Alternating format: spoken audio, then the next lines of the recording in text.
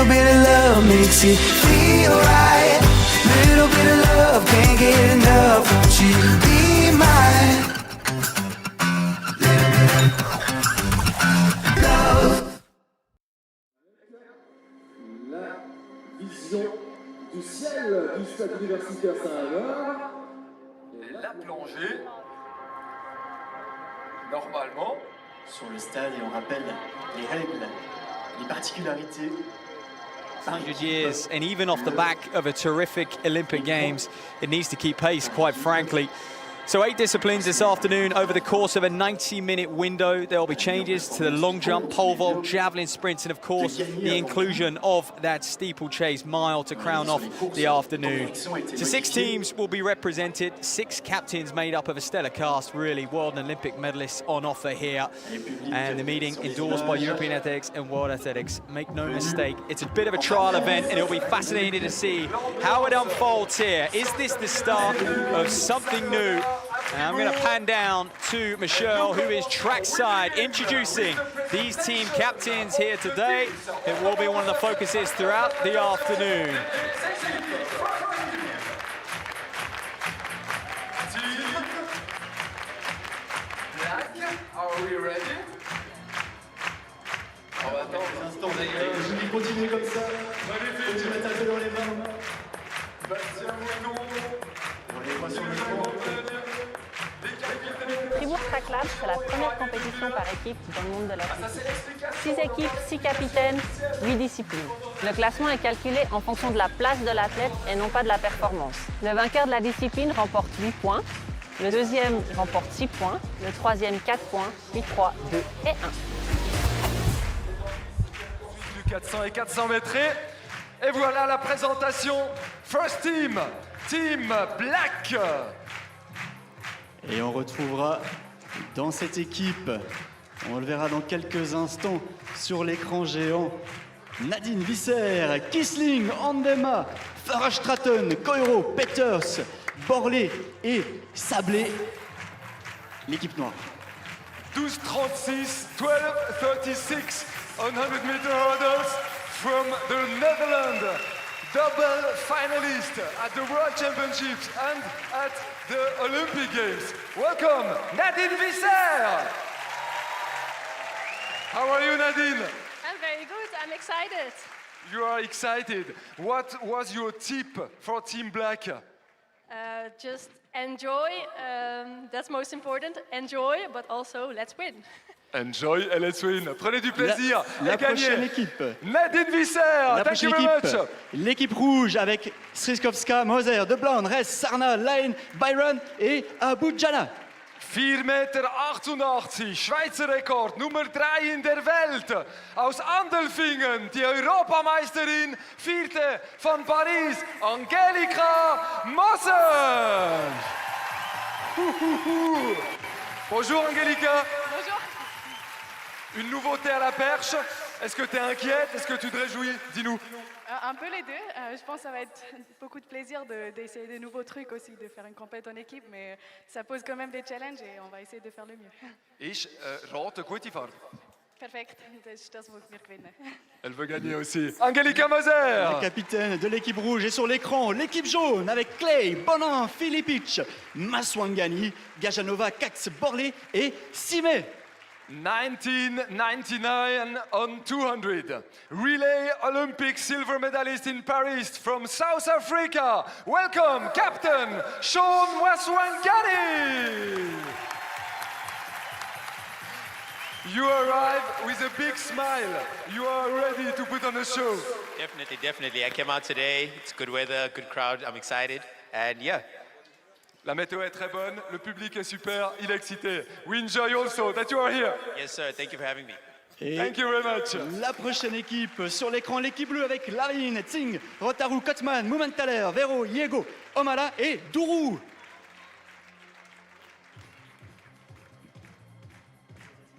Mixed relay Olympic champion from the Netherlands. Welcome, Captain Eugene Omala.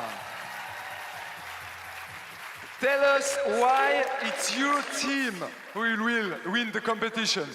We're the most competitive, we're the most talented and we're the most driven. We're going for all the 8 points in each event. Vous avez entendu, ils sont les meilleurs sur tous les plans. C'est pour ça qu'ils vont gagner.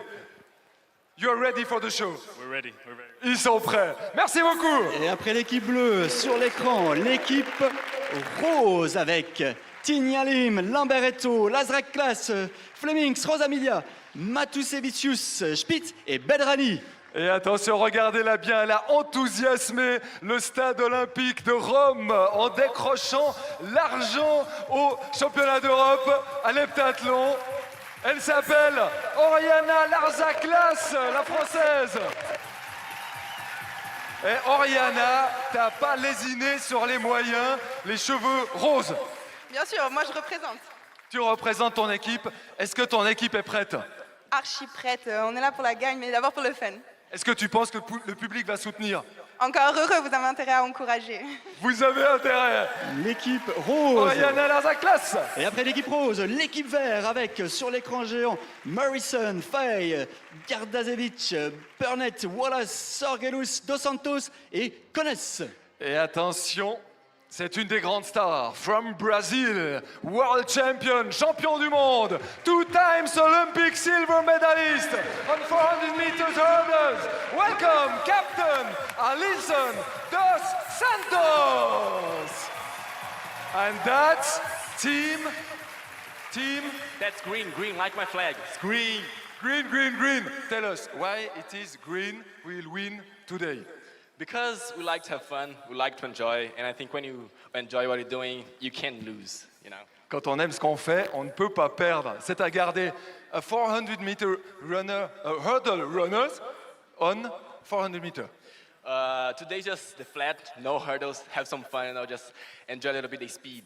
On se réjouit de voir, ça va aller très très vite. Le vice-champion olympique du 400 mètres sur le 400 plein tout à l'heure. L'équipe verte et les capitaines. Visser pour l'équipe noire, Moser pour l'équipe rouge.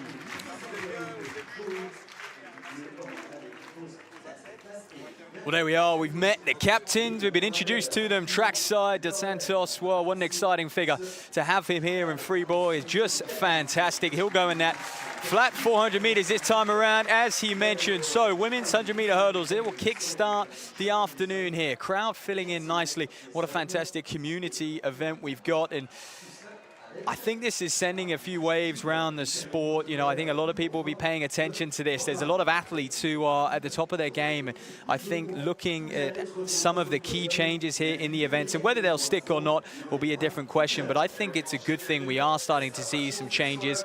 I'll be brutally honest, they do tend to come in the field events. I think they're looking to just speed up the process of the way some of these field events unfold. And I think you've got, you know, Mondo is a prime example of that. From when he steps onto the track to when he breaks a world record, 3 hours could pass in that men's pole vault competition that we've seen, you know, in Paris and Diamond Leagues beyond that as well. So the pole vault, there's some big changes there, as well as the javelin. I'll get into each change per event as the afternoon goes on. But first up, the women's 100-meter hurdles, and they have reduced that reaction time down to 0.0 of a second instead of the traditional 0.1 of a second. Now, it is worth stating that times will be taken and ratified from this meeting, providing that everyone is inside the current legal limit of, or reacts no quicker than 0.1 of a second, which is the current legal limit that World Athletics have set.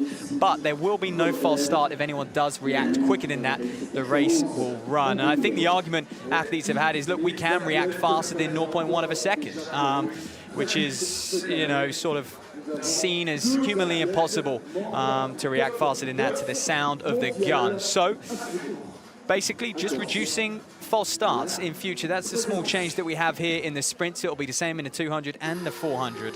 And, well, let's get to know the athletes in. On the inside, that's Liz Clay, representing Australia and the yellow team, 12:71, her lifetime best. And that came from Tokyo, the Olympic Games, by the way, the Oceania champion from 2024.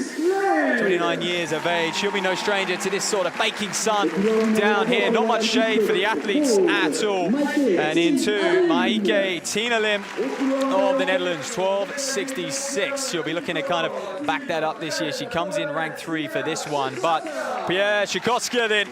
Well, the Polish athlete, European champion a couple of years ago, bronze medal this year, 12:37. And I tell you what, between her and Visa on the outside, just 100th of a second separate them. So it'll be interesting to see Szynkowska and Visa line up. That head-to-head duel continues.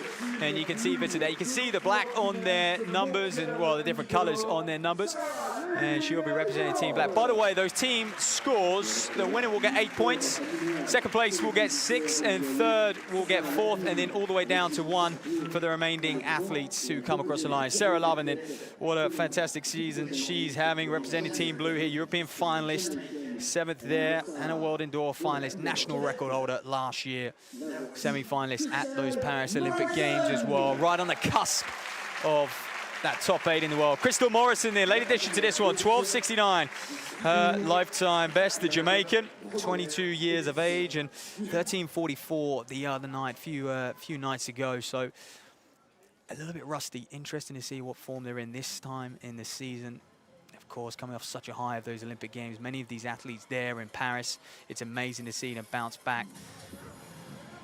Most of them have been through sort of hopping from country to country over the last few weeks. Their ability to adapt with travel and disruptions, and many of them getting in late, is fantastic. There's a nice touch. In each lane, you can see the colors as we are set to go. So Clay, Tina Lim, Szynkowska, Visser, Lavin, and Morrison right on the outside. 6 to run. It will be the same in every single discipline here this afternoon. And this is track and field in a new light. Race 1 of 8 disciplines.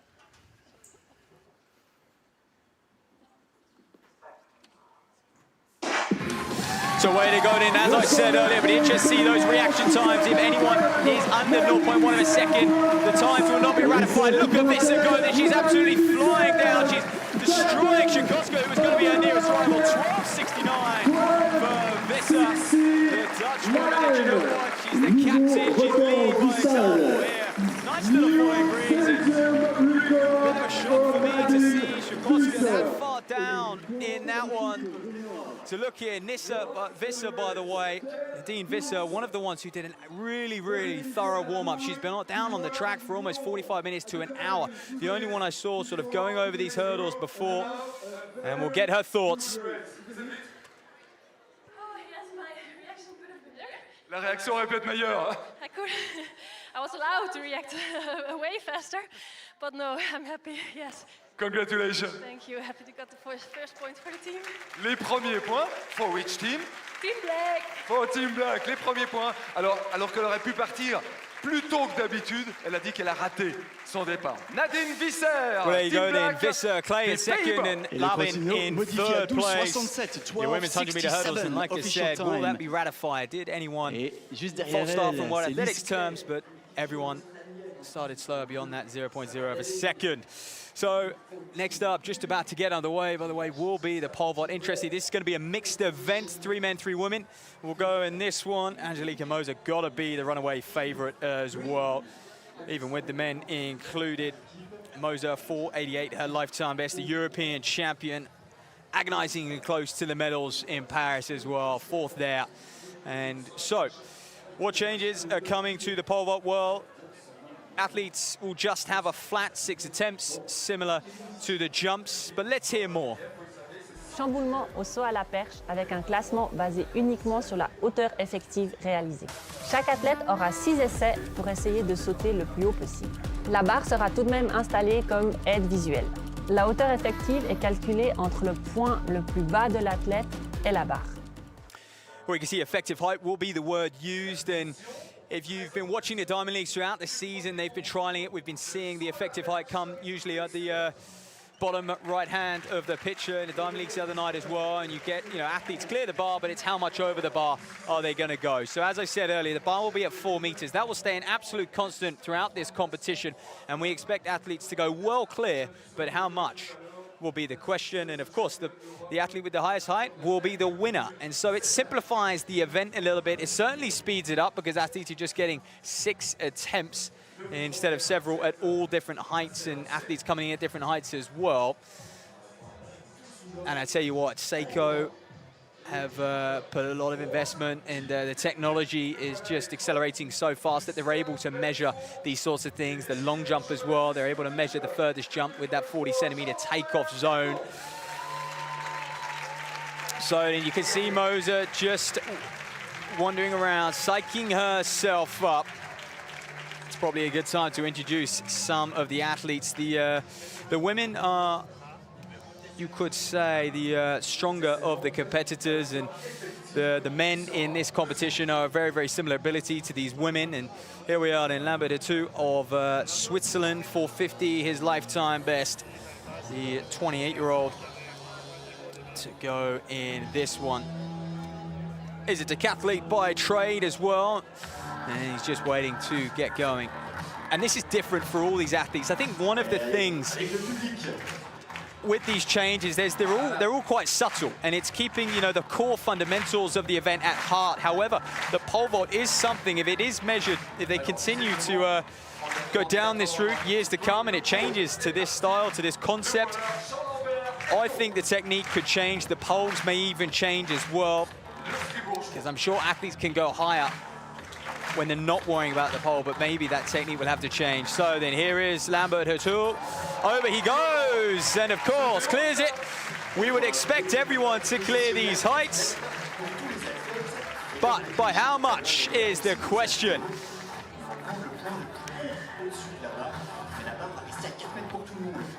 Representing the pink team, and we're looking for, one of the things as well we want to look for is those instant results to come through that the crowd can engage with. There we are then, 4 meters and 29. And the bar there just as really a bit of a visual aid, psychological aid. You know, they're so used to vaulting over the bar, they still got to keep that same level of technique. But I wonder, without that bar, whether their technique will get a little bit scrappy, whether they might, you know, because there's no fear of knocking it, they might just, you know, dangle their feet a little bit, not have to worry about what angle they go over it. So, up and over, well, clear again from Fabio Kissling, also Switzerland, 465 is lifetime best. Timo Zing will go next for the blue, 4 meters 90 is lifetime best. Very, very close to Angelika Moser, so those two perhaps contending for the outright victory here. Moser, heavy, heavy favorite. Good to see so many Swiss athletes on home soil as well. Well, Timo Zing.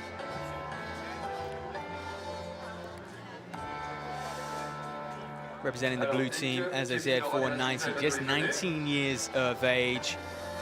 And we'll be looking to crack that 5 meter mark down the line, and already you can see us, we're rifling through it. Every athlete is gonna jump one after each other. There's no such thing of skipping jumps, skipping vaults, shall I say.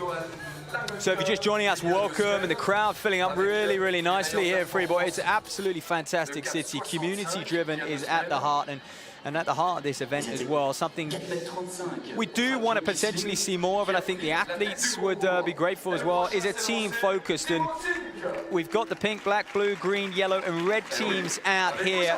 But, well, again, in years to come, could this be brands? Could this be Puma, Nike, Adidas, all matching off against each other? Oh, sails over that one. You can see, really, really tidy. Flung himself up. Just, it's all about your highest point over the bar.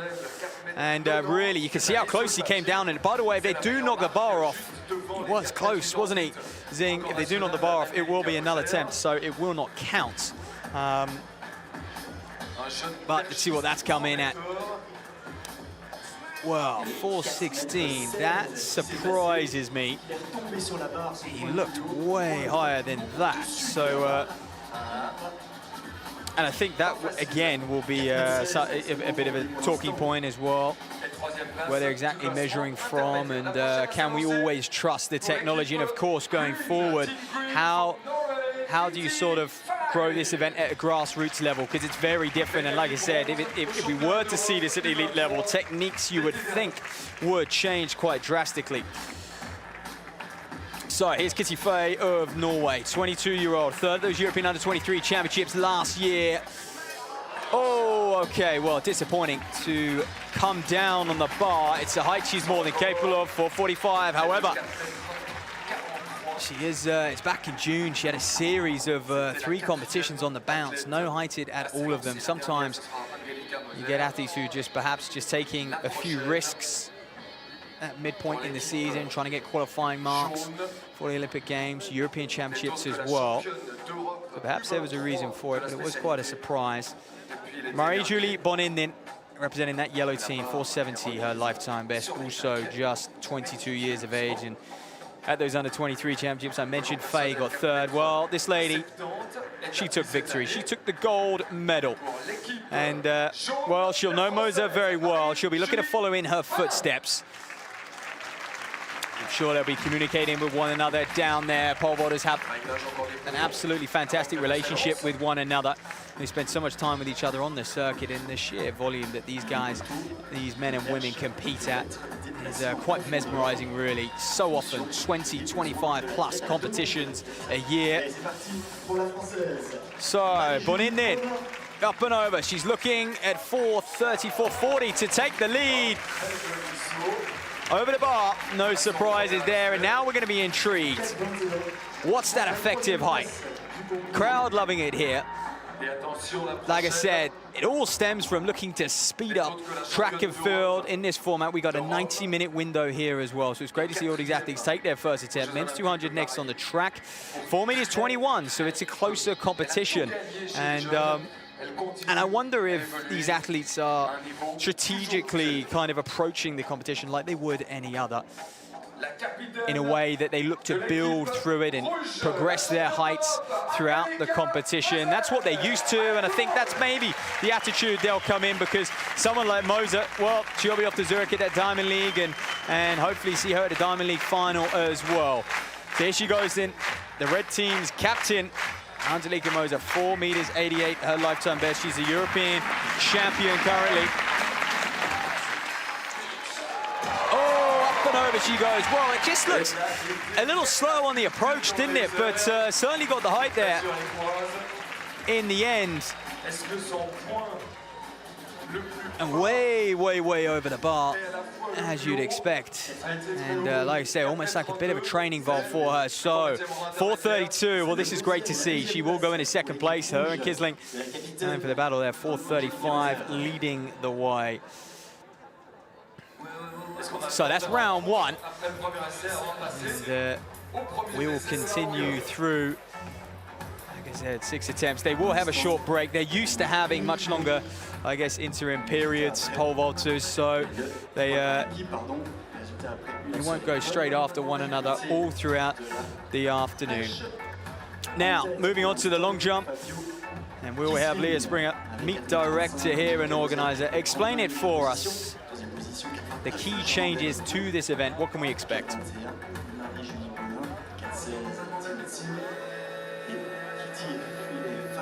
Fini les sauts mordus. Nous venons tester la zone de décollage, la take-off zone, qui se traduit par une planche de 30 cm et une marche additionnelle de 10 cm. C'est de cette zone que les athlètes vont prendre l'appel et on mesurera le saut effectif. La performance réelle depuis le point de décollage du pied jusqu'à la marque dans le sable. Les athlètes n'auront que 4 sauts pour rendre la compétition plus rapide et plus dynamique. Fini les sauts mordus. Nous venons tester la zone de décollage, la take-off zone, qui se traduit par une planche de 30 cm et une marche additionnelle de 10 cm. C'est de cette zone que les athlètes vont prendre... Well, there we are. We just heard Leah Springer explain the event, but also Lazara Klaas. Down there, she's captain of the pink, but that was Britt de Blore wearing the red, the Dutch woman, 6:04 lifetime best, that came indoors. So, by the way, you can just see there's a few lines on the floor to mark out that 40 centimeter takeoff zone. And actually, it's not much bigger than the board. Bearing in mind the board is 20 centimeters or so. So that's a foul for de Blore. And they've just got to get inside that window. So actually, for a long jumper, you would approach this, well, pretty much identical to how you would any normal competition. You could just attack it a little bit more. You can just see those lines, they're faint blue ones. You can see just to the right of the white line there as well. So, Lazara Klaas, French woman,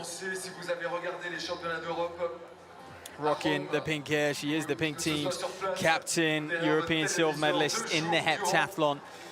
this year, this time around, getting the crowd going here. Good to see her trackside and buying into this event as well. And I think as an athlete, if we are to see these changes, why not get the experience firsthand? So, what's this going to come in at? We're hoping that we get the results a lot quicker as well because of the way it's being measured. Lazar class, there we are. Green flag, of course, so she was in that 40 centimeters. And by the way, none of these results will count towards world ranking or anything like that. Athletes will just be informed of their marks and they can take them away. How did the pink team captain find it? The anticipation to see where this comes in at. And this is something I know we wanted to see. We wanted to basically speed up. So there's the gap, 45 centimeters off of where she could be. So, well, that's a shame. Haven't been able to bring you that result yet from Lazar class. But over to Neja Filipic, and a European indoor and outdoor finalist in the triple jump. So, just working on a little bit of speed. You can attack the board a little bit faster in the long jump as well. So, Filipic, the Slovenian, looking to come away with the spoils here in her non-favoured event, I suppose. You can see the crowd enjoying this. And the way they measure it, by the way, they've got a triangular camera set up. One on the board, one on that 40-centimeter takeoff zone, and then two right up high as well to calculate that distance. And their performance will also be measured to the current long jump rule as well, so they have a good indication of where their shape's at and where they are at this point in the season as well. So Filipic, the Slovenian, looking to see her go. Competing for the yellow team here, 661, her lifetime best. Very, very credible considering she's a triple jumper by trade, one of the best in the world at that. Okay, so attacks the board. Well, you can see, I mentioned before, she want to work on that speed. They've got the ability to really fly into it, not worry about their foot landing too much as long as they're in that 40-centimeter window, and quite frankly, it's not even that much. Michelle looking to interview her.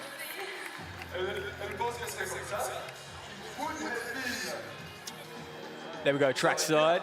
And I will try and bring you the results. Haven't got them on my screen yet, so we'll keep an eye on the screen. There's the replay. To see purely who is winning this competition so far. I can tell you as well, over on the far side, that men's 200-meter race is all but set to go. They're waiting patiently. And again, that will see no change, but just that reaction time reduced to 0.0 of a second. There you are. So she was right on the limit there. So in old times, that would be a foul, but not in Track Lab here, just here to innovate and test all these ideas. And how it will look next year, I don't know. Whether they'll have more ideas as well, I presume we will find out in months to come. But it's exciting. The crowd are behind it as well. Beautiful venue, just clouding over. The athletes will welcome that because it was awfully sunny, awfully hot as well, just inside 30 degrees. So Filipic enjoying this, having a little bit of a party down there. Well, that's what they want as well.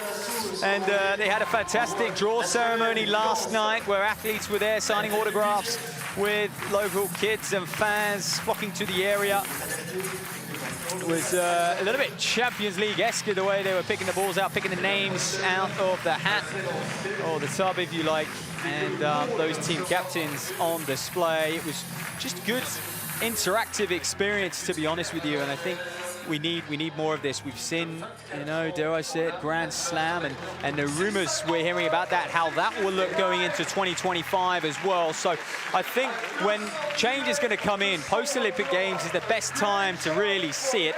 You know, you've got the athletics in its traditional format, you've knocked it out the park, you've had 2 weeks to really tell the stories, but if we are going to make those changes, well, what better time to do it than in this kind of 4-year cycle that is starting now, and these athletes will already be thinking about it.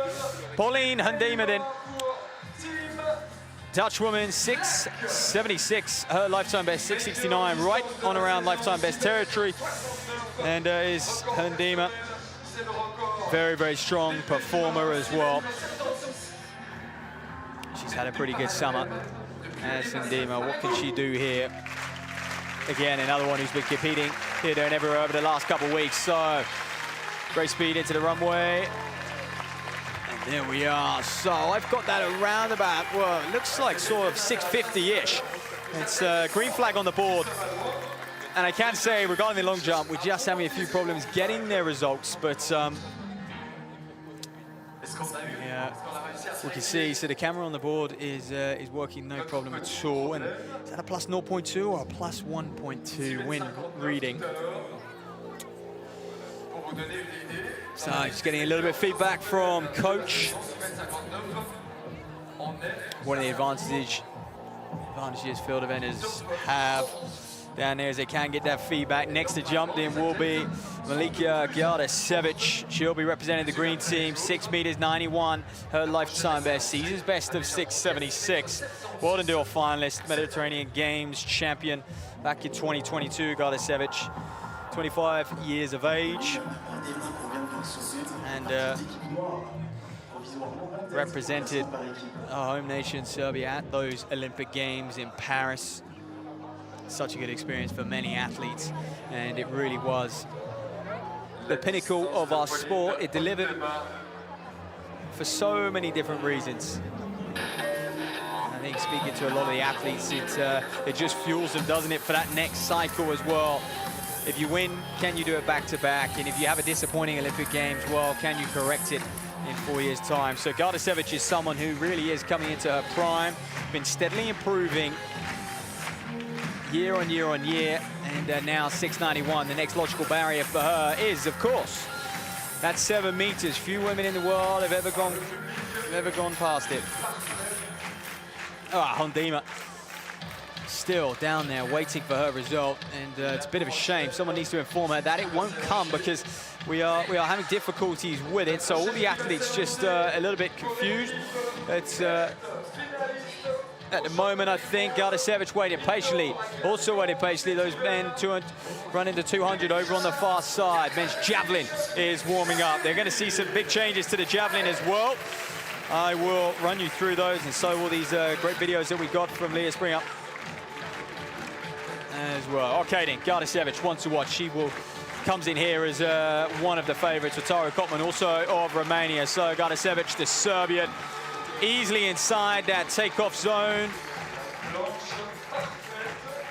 And I think, you know, very much the event is pretty much the same, but I just think the psychology is a little bit different. And like I said earlier, if you're an athlete, why not get involved? Because if this is something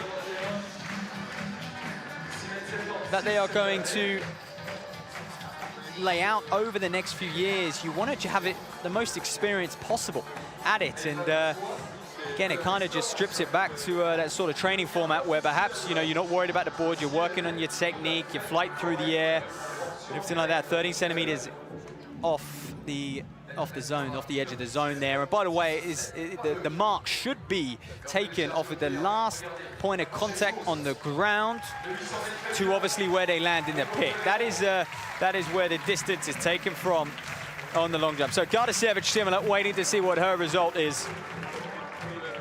And that will complete, well, Tara Kotman of Romania will complete round one. Representing the blue team, heavy favorite, you could say. World bronze medalist back in Budapest last year, 6.96. Here she goes, the 31-year-old. Right on her personal best this year, been awfully consistent. And, well, up until now, that really is what you need to be as a jumper, isn't it? If you can pull out these sorts of jumps when it counts at the majors, you usually come away with a medal. There we are, then Ratara Kottmann of Romania completes round 1. 7th at those Olympic Games. And they're performing much better than she did at the European Championships earlier on in the year. So the men's 200-meter final will be up next. Let's have a look. Well, that looks pretty strong. That looks like it is good enough to get near the lead. And of course, it all does depend where they take off, so not quite as straightforward as measuring it from the board. It's looks in the region of around about 6:30 or something like that, so she'll enjoy it. Look at that. Really getting into spirit of things down there, and that's great to see.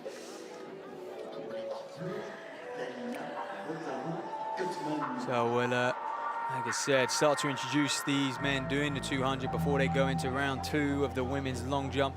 Tamir Burnett will go on the inside. 20:30, his lifetime best. Burnett, world indoor medalist over the 4x4. And the Dutch team take those relays so seriously, don't they? And you know what? Rightly so. Well, there's Ratara Kottmann then.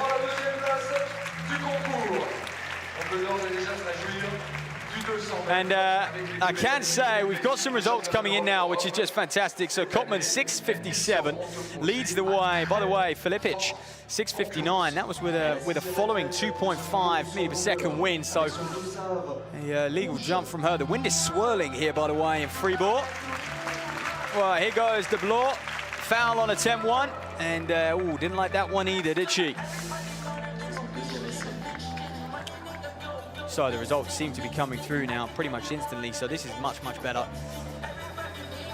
So the technological glitch they had early on seems to be pretty much resolved.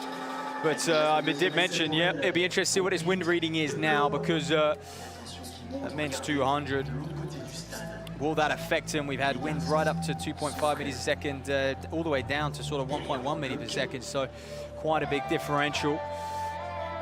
Ils ont tous déjà couru cette année entre 19, 99 et 20, 30. La doctorale piste du stade universitaire de Saint-Léonard. So De Bloor watching where she went wrong.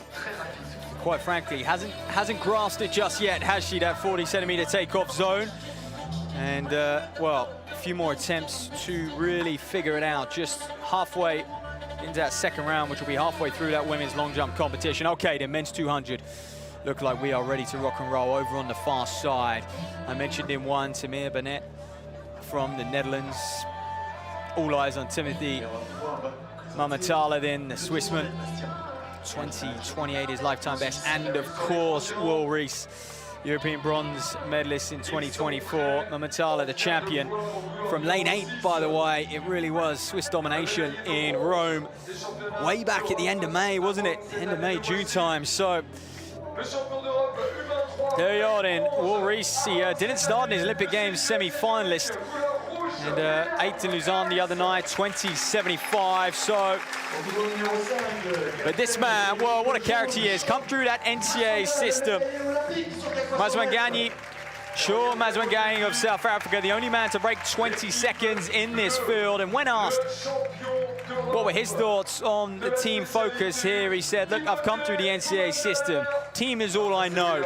And former University of Houston athlete, having a great season is Mazwanganyi. He probably comes in here as favorite, the Olympic silver medalist in the 4x1. Well, there he is then.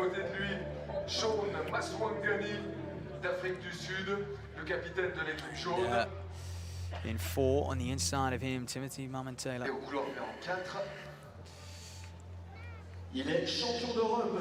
Where's that blue bib? 21 years of age, and I mentioned the European champion all the way up from lane 8. He's comfortable there, he doesn't mind it. Had a good old battle with Tortu, didn't he? Dropped him that time around, came out on top, but unfortunately knocked out in those rounds in Paris at the Olympic Games. We'll be looking to make amends for that and build through in this second half of the season.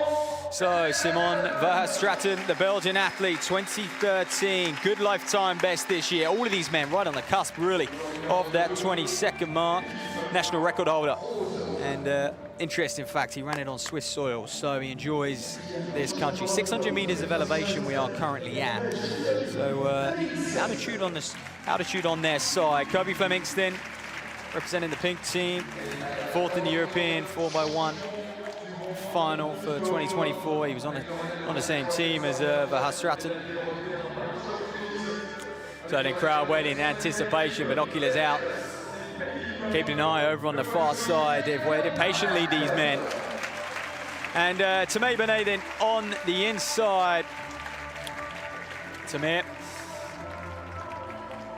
world indoor medalist, also in the 4x4, European medalist. He's a key man on the Dutch quartets when it comes to the relays, even over the 400 and over the 100. So he's a bit of a talent in that regard. They take their marks then. So, Race, Mazwangani, Norman Taylor, Verhastraten, Fleming, and Burnett on the inside.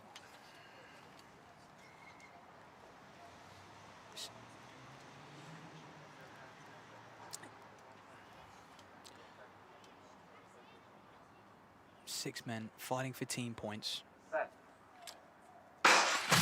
So away we go then. Good start on the outside by Rees, but look at Mazwangani. He is the man who is here to impress. He's a team captain. He's got to lead by example. These are great aerial shots around the bend as well. Verhastraten of Belgium looking to give chase. Vlemings surprise from Belgium as well. Mazwangani just tying up a little bit in 2. Is it going to be Vlemings? No, Mazwangani takes it. 20:45. For the South African. Well, do you know what? He's had a lot of team captain duties as well.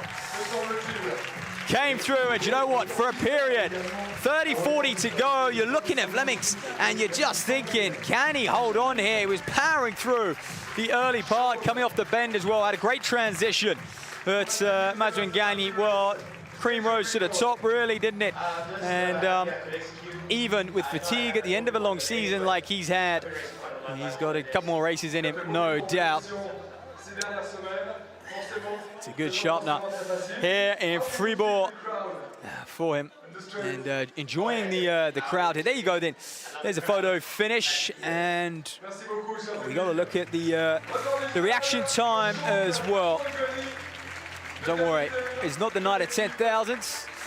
It's the Fribourg Track Lab, innovation at the heart here, and just held on, didn't he? It was just had the ability to stay relaxed. I mentioned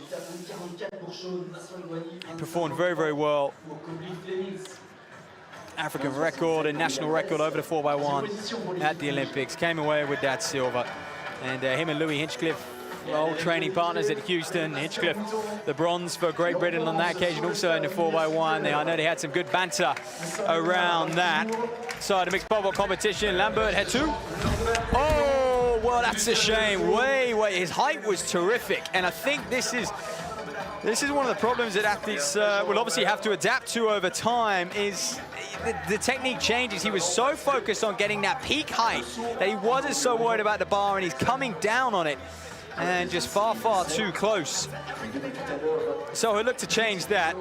And the positive is they've moved themselves into round 2. And so he's still got 6 jumps, so he's still got 4 to correct himself. And I mentioned earlier, will we see athletes kind of progress throughout the competition, look to up their heights, like they would in any traditional format. Lazar Klastin, the heptathlete, 587 in round 1. She goes in round 2. Down the runway, solid. Okay. Well, with this angle, hard to tell just how far that one was. A wind reading of 0.8 meters per second, so that's a positive. And we'll wait patiently for that result to come in. It has been a little bit lapsed on the long jump competition. But I know definitely moving forward, that is something that the organizers at World Athletics want to see. They want to see instant marks come up on the screen so fans can really engage with it. Athletes can celebrate it instantly as well.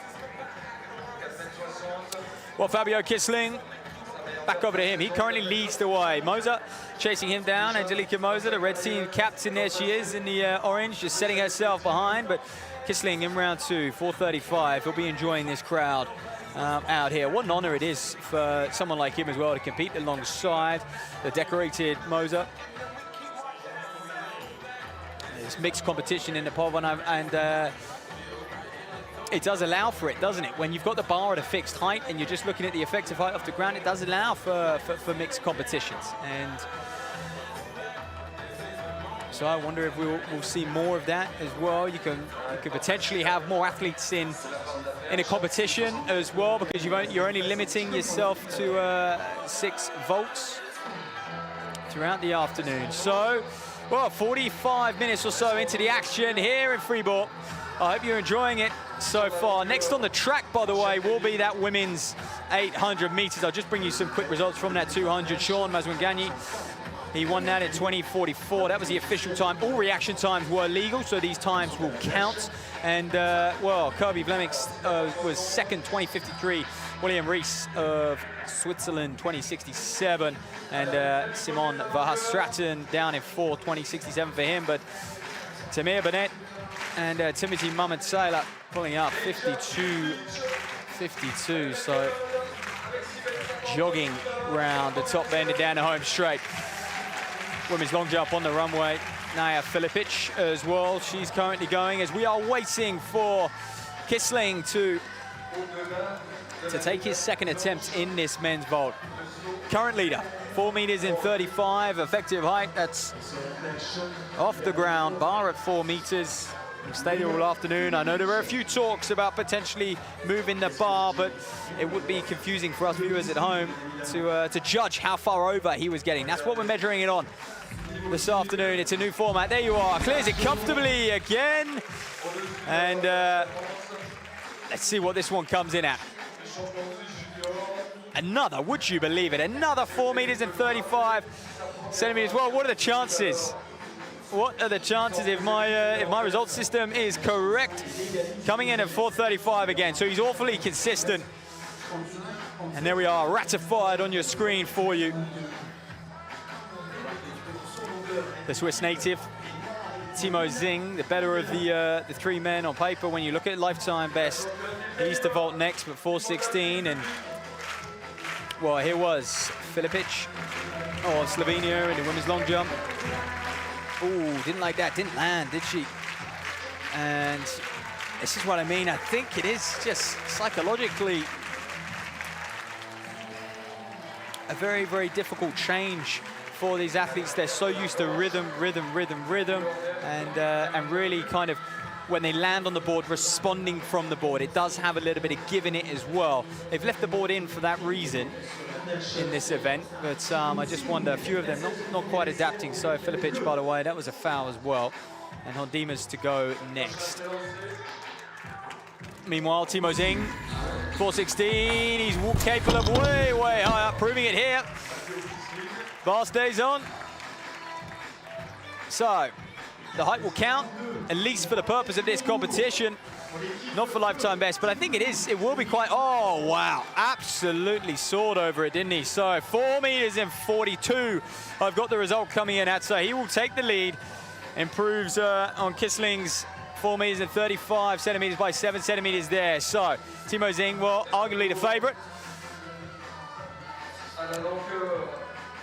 goes into the lead. And you've got a Swiss 1-4, but NFA down the bottom there. Here is Faye then, the Norwegian. And what a healthy place Norwegian athletics is in. Quickly pan back, fast-paced action here. This is Gardasevic.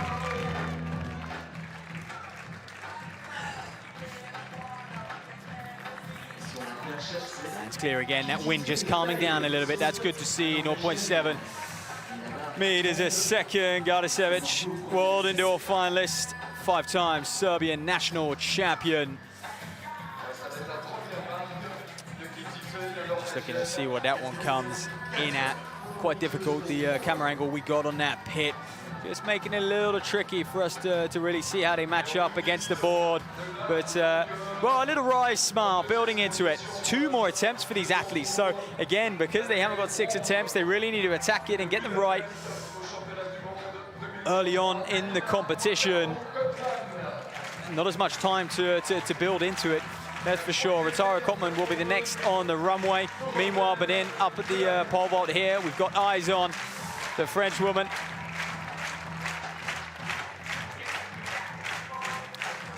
The under-23 European champion. Having a strong 2024. But perhaps when you're a European champion, you really want to continue to bounce off of that. So, lifetime best at 4 meters in 70.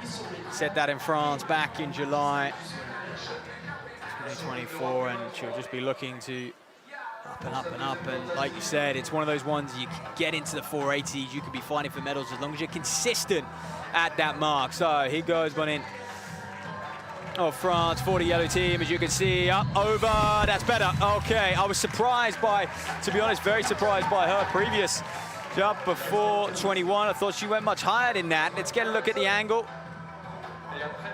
Wow, seems to clear that by some margin, but it's only coming in at 4 meters and 15, so only 15 centimeters or so over the bar for Benin. Angelica Moser, favorite to go next. 4:32, her first attempt.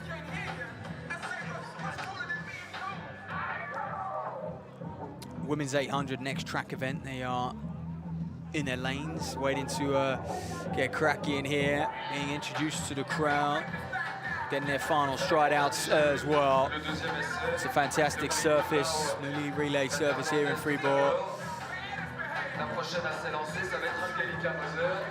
Cloud covering over as well, cooling down for these athletes. Here we are, the Ritara Kottmann of Romania. Oh, didn't like that one, did she? Just didn't connect. And I wonder if this is the case. I wonder if they're just not connecting with the board. They're not getting that kind of intuitive satisfaction that they often get. Okay, Angelica Moser, here she goes. Can she challenge for the lead? No, didn't like that one at all, did she? So, doesn't look pleased either, really. But great to have her here, to be honest. Local meet, really. Been connecting with the fans in the sport as well. So the Swiss athlete, a lot of pressure on her shoulders actually here to come here and deliver. A little bit like whenever Mondo jumps on Swedish soil. Moser very similar. When she jumps on Swiss soil, she really wants to perform. And I mean, the Swiss are spoiled for meets, aren't they? When you think Lausanne and Zurich, some of the best diamond leagues in the world. And well, can Fribourg reach that sort of level over the next few years? All right then, the women's 800 meters, the next on the track. On the inside, Coro of Italy, 1:59.19, her lifetime best. By the way, this field absolutely stellar, and we've got some really world-class talent. By the way, the pacer Vera Pereira, that was you just eyes on her. She's got a 2:3 lifetime best. She's going to be pacing these women out here today. We've got the wave lights, but well, what about this lady then? Orji Wedok, representing the blue team, 1:58.13, her lifetime best. Season's best, 1:58.67, two-time European Junior Champion, 2021 and 2023, and just still 20 years of age. It's mesmerizing, really, the level of Wedo. Phenomenal 400 speed as well. Getting over then, European silver medalist this year, not far behind Keely Hodgkinson on that day. Keely Hodgkinson was ill, but yeah, going over really. That last 20-30 minutes was closing down. I think it came as a bit of a shock to her, didn't it? Slovakian, 1:58.22. Well, here's another Swiss athlete performing very, very well this year. Valentina Rosamila, 1:58.69, her lifetime best. Rosamila was semi-finalist at those Olympic Games, third at the Swiss Championships as well. Inside of her, Angelika Sana of Poland, 1:59.63. Great lifetime best, European finalists, finished 8th there. 2:37K she ran the other day over in Germany, by the way. So in strong form, showing she's still got some good strength. And Cotto on the inside there. Not bad to do a kilometre this time of year. To just, again, improve on that strength, because you are starting to just run out of steam a little bit. And by the way, an athlete I haven't mentioned yet, Erin Wallace, run on the outside.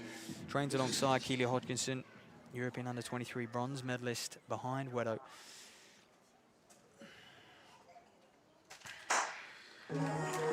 Well, she was semi-finalist at the Europeans as well was Wallace. She paced Keely Hodgkinson, that phenomenal world lead in the London Diamond League. So Wallace can get out hard, but Wedo looks to be tracking the pacemaker over on the far side. You can see they're right on the pace lights, and this is going to be telling. Do these women really want to get after it here today as they slowly cut across? Wallace in good form over the 800 and the 1500 this season. A lot of these women in that 158 mark, as I mentioned, so 27.8 through that first 200. That's the pacemaker. So the field, it is quick enough. Sort of 28 low to 29 seconds. So that would bring them through sort of 57, 58 through the first lap. I think Wedo wants to put on a bit of a show here. Gayavana won't mind this at all. Rosamilia as well in third place at the moment. The Swiss athlete as they're coming down the home straight in front of the home crowd here, the bandstand, and Wedo just looking to stretch out. She's going to have to run this one from the front, slipping off the lights just a little bit. Pace is doing a fantastic job. 57.5 through that first lap. And Wedo will find that fairly comfortable, to be honest. She's got 52-second 400-meter speed, but she hasn't been in this position too many times in her life. To have gapped the field with 300 meters to run. The World Under-20 silver medalist as well, unfortunately knocked out in the rep charge round at the Olympic Games. Oh, look at Wallace in her strength starting to pay off. She's moving up on the outside. That's the European silver medalist in Gayanova in second place that Wallace is looking to come up on. But is anyone going to get near Wedo at this point in the race? The crowd know what they're witnessing. Slight pump of the cheeks for Wedo. And the athletes behind just don't seem to respond. They look a little bit flat, if you ask me. They've all come off, bouncing off that Olympic Games, but so has Wedo. She comes down here to a standing ovation. Watch the clock, ladies and gentlemen, because she could be close to a lifetime best. 1:58 low. It's going to be awfully tight. Oh, 1:58.82 unofficially. Dominated, and fair play to her. She was one of the few who got after it early on, and sometimes you get that gap in an 800. It's a tall order to close. She would have enjoyed that for the blue team. Max points as well, by the way. She'll take home 8 points for them. Team captain will be very, very happy. Let's hear from her trackside. J'ai essayé de suivre la lumière pour avoir un beau rythme et faire un beau chrono à la fin.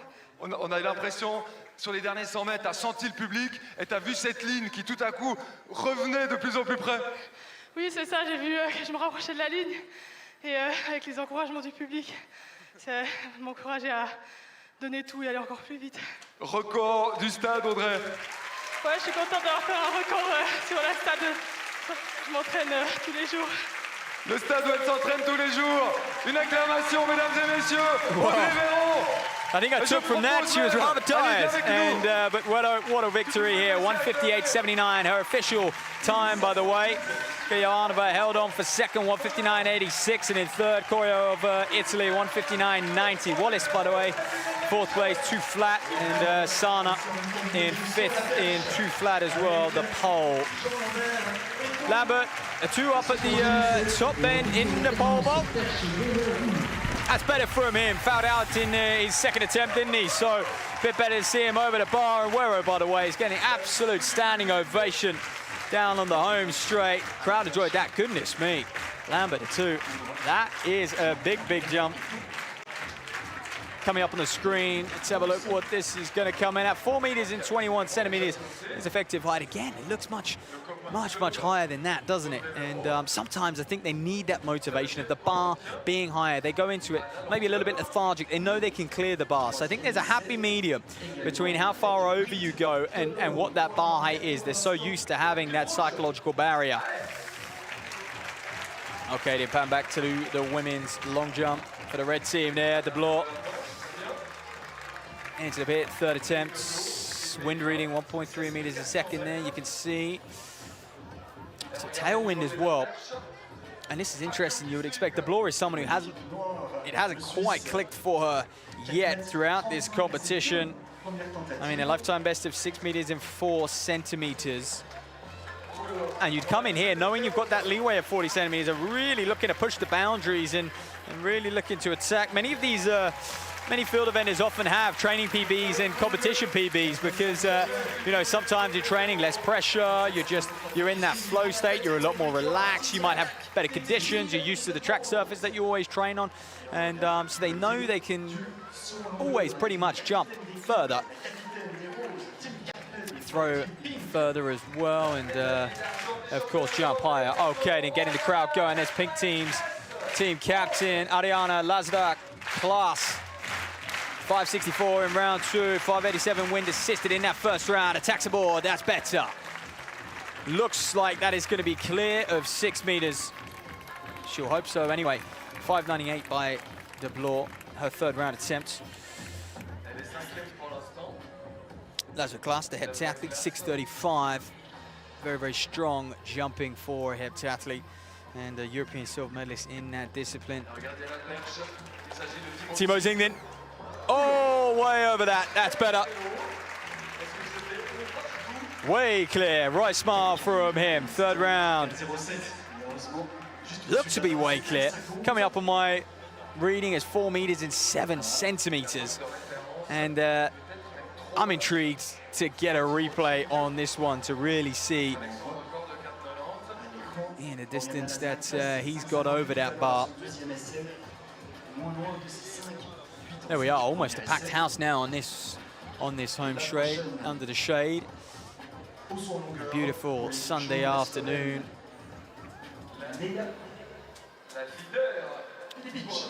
So Kitty Fay, 4 meters and 4 centimeters in 2. She's much better than that. She knows it. Interestingly, a lot of athletes choose to kind of put tack on their hand. She's gone with a glove, and of course, I'm sure she'll have tack as well to really grip that pole. It's a fine balance between the two. So, psyching herself up, getting herself in the zone. Always great images to see athletes in that pure kind of zen state, focusing on the task at hand. Visualization, huge imperative, really, at this level. Here she goes in good speed. That's much better from her. That's much better. That's got to be way, way further, or higher, shall I say, than that 4 meters and 4 centimeters. That's going to challenge up the leaderboards, you'd like to think. 4:23. I've got that on my screen. Look at that, much, much better from her. And 4:43, her lifetime best. Can she get a lot closer to that? European under-23 bronze medalist from last year, the Norwegian.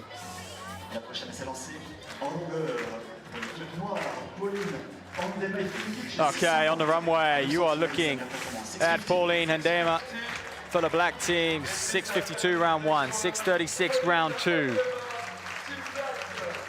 Here she goes. She has one of the longest run-ups in the game, does Handema.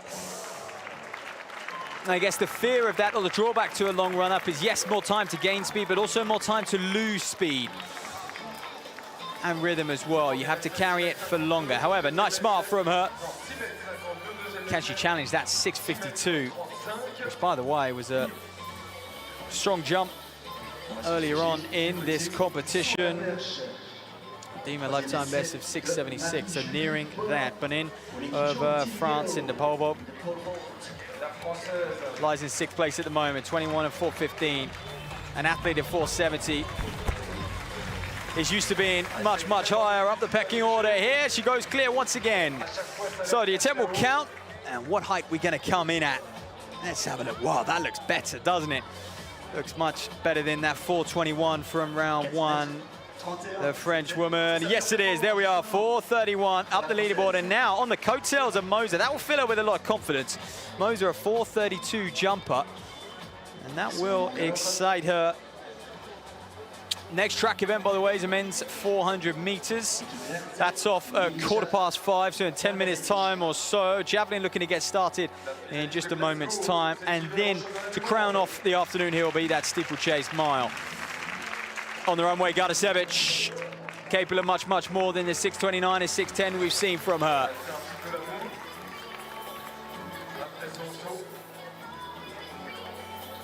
Interesting to see, isn't it? You can often tell a lot from athletes' facial expressions, but reminding us she is Team Green. Who else is Team Green? Her captain, Alison dos Santos.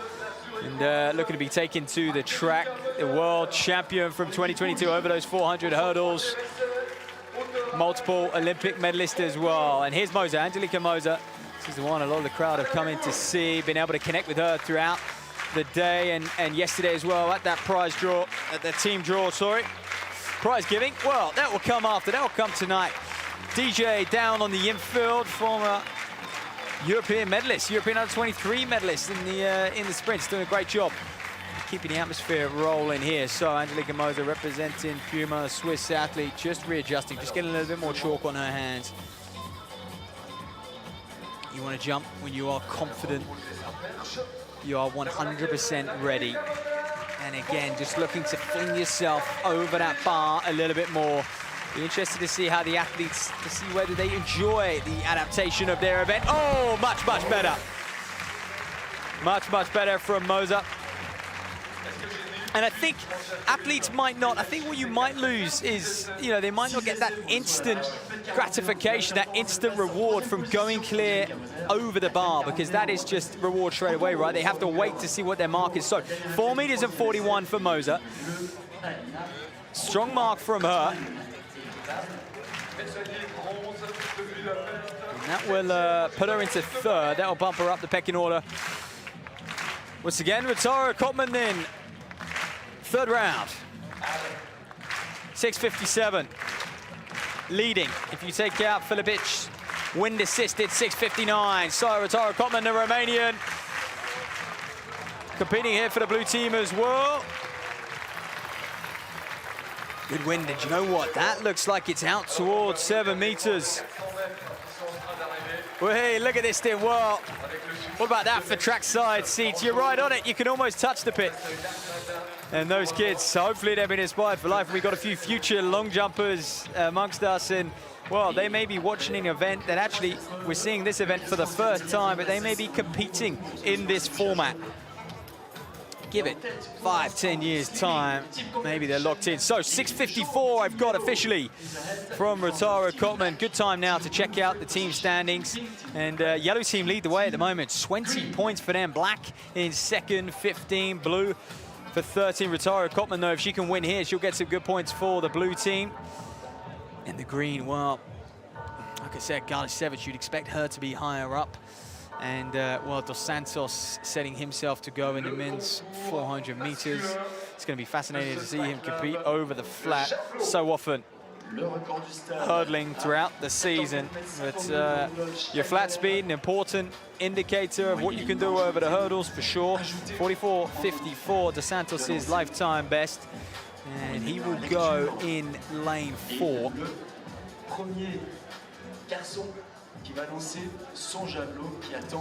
Men's javelin. Eyes on the man in green, Sorgelus. Attempt number 1. So the javelin, by the way, changes to this. They're going to have 4 attempts, just like we're seeing in the long jump. So they're going to speed through it. And basically, no changes to how the events run, but just how it's measured. They're only going to measure their best throw. So after the first round, every throw will get measured through this first round, of course. And after round 1, they're only going to measure the next. They're only going to bother measuring, sorry, if you do beat that original mark. So just over 70 meters for Cedric Sorgelus of Belgium. Way down on what he's actually capable of. The second of those Belgian championships. This man, 79.82, his lifetime best, but he is, you know, through the age groups, he's had a fantastic time. He's the under-20 and under-18 national record holder for the javelin at those respective weights as well. So he showed fine promise as a youngster, as a junior, and now continuing to deliver on the senior stage. And it's a patient transition. So they put a little flag in the ground, and so the athletes have that visual mark that they're aiming for. Like I said, they will only be measuring, and this is one of the few events as well which will be ratified on the World Athletics system, and they'll get ranking points for, and so on. Tobias Lane then of Finland. youngster, 23-year-old. Oh, well, that would take the lead, no question mark about that. Then the 23 European champion from 2021. Came back as a medalist last year as well. He had a good time in that age group, going for the red team here. Tobias Lane, lifetime best of 81 meters, so a little way off that. That's going to be more like sort of 72 or so. 71.38 I've got on my screen, so I can tell you those at home. 71.03 as well for Soglu. So attempt one for those two men to kickstart this javelin competition. I think as well it's going to be a bit more visually rewarding for us at home, seeing these little picks in the ground and knowing that, well, they just got to beat their mark, knowing exactly where that mark is. And I think certainly in the stadium they'll enjoy that factor to it. Well, Katis Jaks of Latvia. Oh, okay. Well, some serious height to it, but not much distance at all from the Latvian, the under-20, by the way, world champion back in 2014, 10 years ago. Anniversary of that result. 87.57 though is his lifetime best, so capable of much, much more. 69.45 I got on my screen for Jaks of Latvia. And there you are, current standings in lane, Sogalus and Jaks. Madisufijits will go next for Lithuania. 28-year-old, 89.17, his lifetime best. Well, soars into the lead here. Much better. World Championships finalist back in 2022. Multiple champion at that World University Games. Wearing that pink bib. He's got some heavy strapping on as well on his arm, carrying a little bit of knocks. That point of the season, isn't it? Where athletes do start to struggle a little bit mentally and physically. And we are into September. Can't believe still got a couple of Diamond Leagues to go as well, that final. 74.46 then for Madisufijits. Here we are, Julius Iego, 35-year-old Kenyan world champion back in 2015. Looks to be carrying a horrible injury because he threw that with no run-up at all. So whether he's injured himself, he's thrown that out. It just shows you how capable these men are. No momentum at all, and he's thrown that out to the sort of 40-meter mark. See what this comes in at. The Kenyan, he's had a storied career. He really has. 48.73, so he's on the floor. He's in absolute agony. What's wrong? Not entirely sure. I'm sure we'll hopefully get wind of that. Anderson Peters then, what a fantastic night he had the other day. Showing 90 meters in Lausanne recently. Is the African record holder, the national record holder of Grenada as well. Area record holder, sorry. National record over Grenada, 93 meters and 7 centimeters. The 26-year-old, fantastic year he's having. Oh, will he take the lead? Oh, just in the lead then, right on that 80-meter mark. He'll fall just inside. And again, some way off what he's capable of, the double world champion 2019 and 2022. And you know what, interestingly, Peters came through that NCAA system and he was the NCAA champion and the world champion in the same year. Worlds coming in October, wasn't it, out in Qatar, Doha. And so almost had two peaks, NCAAs in June and then the Worlds. But not often you see that. Very, very rarely do you see a man win the NCAA title and then go on to be a world champion. 74.52.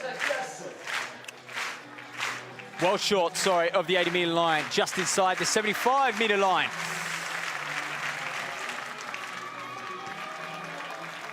So there we are in Lazar class. Final jump for her. We're into round 4 of this women's long jump competition. So far, 587, 564, and 558. Great to see 4 or 3 legal jumps, shall I say. This will be a 4th, Lazar class. And that's another area which I think the crowd, us at home and what I think they want to see more of. They want to see more legal jumps, less fouls, more legal jumps. Hence the 40-centimeter takeoff zone. And this was, you know, when this was announced, and I think, you know, it was leaked almost, wasn't it, earlier on in the year. And when athletes were getting wind of it, there really was a lot of kickback. And kickback coming from those who probably face the most jeopardy, those at the top of the game who are world leaders. But Well, Britt de Vloer next to go. Completes her competition and what she jumped in this fourth round. Any improvement on 5 meters and 98 centimeters. Sits in fifth at the moment. De Vloer would like to improve on that, get a few more points for that red team.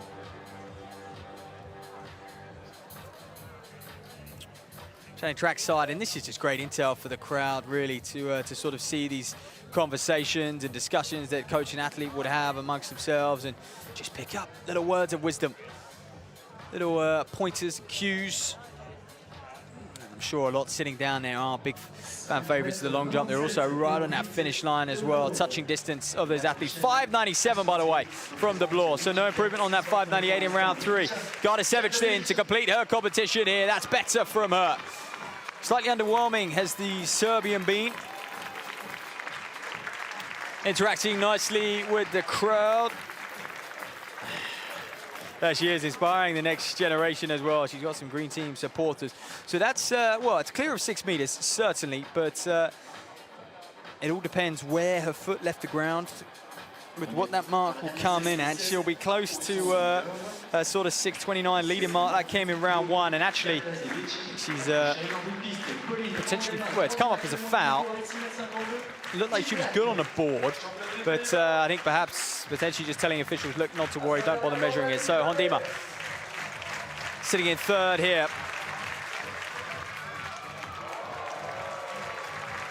All right, it's good from her. Crowd certainly like it down there, trackside as well. 6.52. Nice mark from her, almost 20 centimeters or so off her best. A black team, by the way, they were leading, weren't they? So Hondima, if she can hold on to that third position, which she has done, and just looking, she will come away with 4 points for the black team. So good jumping from her. And I think one of the things that we are seeing, by the way, but we're seeing every single round, we're really telling the story here in Fribourg at the Track Lab. Innovation at the heart of this competition, as well as the team focus of the pole vaulters as well. We're seeing each round that they vault. We're seeing the long jump as well, and I think this slightly shorter format, faster pace as well. Rotara Kopman of Romania. Heavy favorite coming into this. Former world's bronze medalist in 2023. 6.96, her lifetime best. Surprisingly, 7th in the games and only 9th in that European Championships in Rome. Big time performer, turned up on the occasion. Would have liked to get on the medals, I'm sure, at the Olympics. Couldn't quite manage it. What can the Romanian do? 4th attempt here in Fribourg. That's much better. That's got to be the furthest we see of the day. 6.57. Sits in second place at the moment. Legal win there. We'll wait. We'll anticipate what this mark is going to be, but she certainly seems happy. You could tell so much, can't you, from their reaction. They know.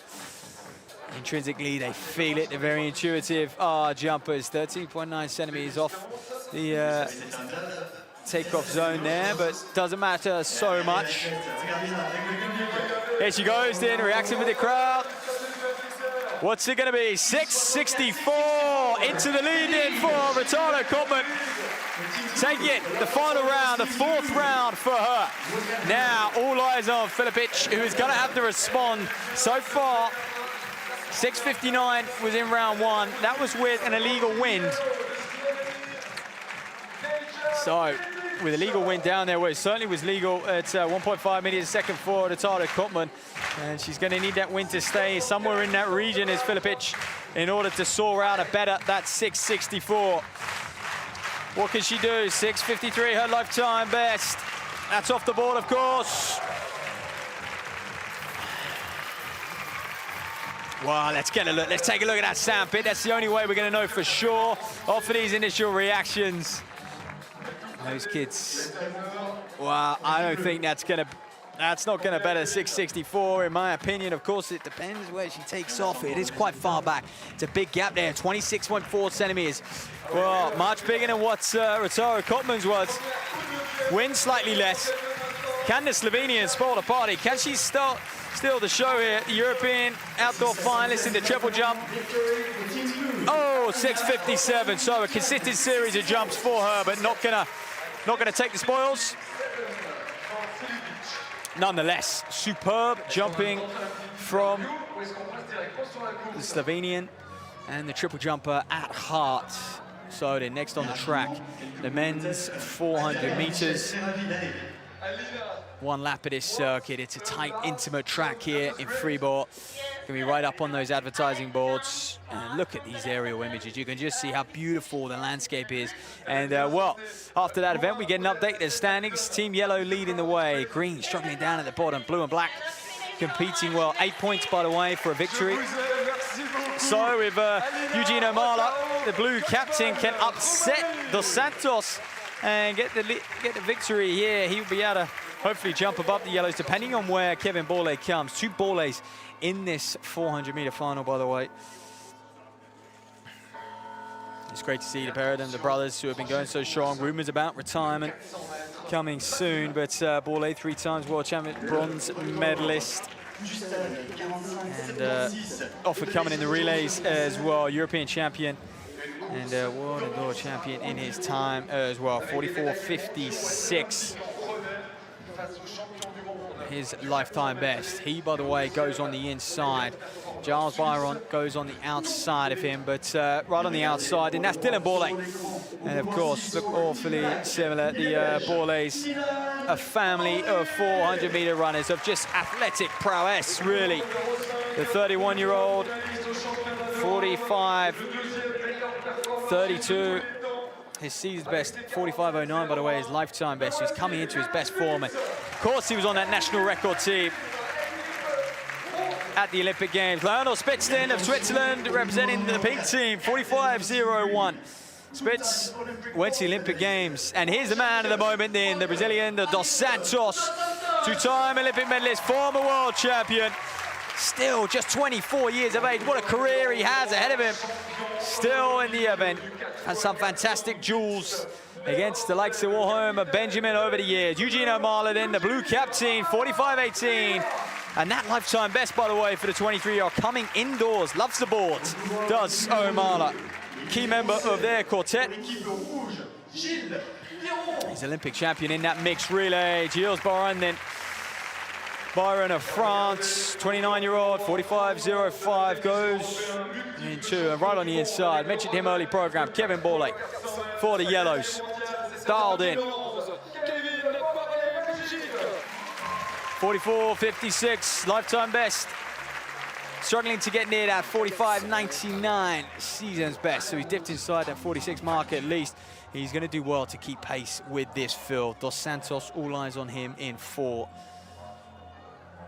And when a 400 hurdler steps down to the 400, I say steps down, runs over the flat, they really, really want to test their speed, and they don't often get a chance to do it.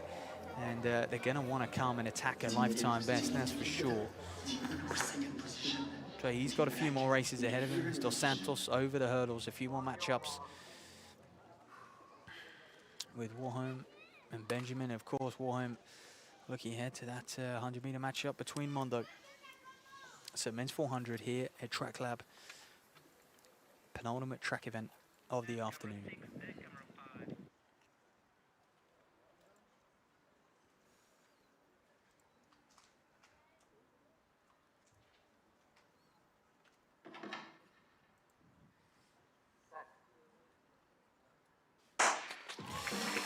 Well, reaction time, by the way, accounts for this as well. Athletes are able to have their 0.0 second reaction time. Dos Santos going straight up past Spitz. He started fast, hasn't he? At this stage, he's starting to enjoy the fact that he hasn't got any hurdles to get over. On the outside as well, Dylan Borlée, the faster of the 2 Borlées this season. Right up on Dos Santos already is Omala. Eugene Omala, the Dutchman, looking very, very strong. He's an Olympic champion over the 4x4, still 23 years of age. National record holder and area record holder indoors. Competes in the NCAA, Ugandan athlete, transferring to Netherlands just recently as well. Dos Santos is going to have the strength over this last 50. You would have thought those 400 hurdles coming strong, but Borlée on the outside is going to take it. 45.92, perhaps a little bit of an underwhelming time there. And, well, what a run from Borlée. He'll be chuffed with that. He's taken some scalps, and that's what matters. When the time doesn't look that impressive. The scalps count and who you beat here. So Borlée 45.87, O'Mara 46.05, and Dos Santos 46.06, and these men very, very tired. And I tell you what, you know, people like Dos Santos and O'Mara, they're team captains. They've had to fire up their team a lot. And they've also had to be down there doing a lot of interactions with the fans alike. Here we are. Let's hear from Borlée. Grâce au public, j'ai pu bien finir et l'emporter.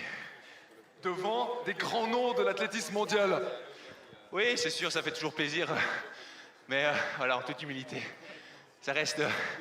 voilà, Alisson Dos Santos, c'est sûr que ça fait plaisir de gagner. J'ai beaucoup de respect, beaucoup d'admiration pour ce qu'il a déjà accompli. Merci, bravo à toi. Nadine Visser a été la première à le féliciter pour la Belgique. Team Black, Dylan Borlée. Et on retourne après ce 400. Well, let's have a look back at this one. Dos Santos gets out awfully hard. He's straight up on spits at that point, who, quite frankly, Cheryl, coming off that top bending, it was O'Mara and Dos Santos. Whether the camera angle was just tricking us, but Borlée edges it on the line. Superb running from the Belgian. Well, back to that pole vault competition then, into their fourth round. A couple more rounds to go as well. Lambert Hatou.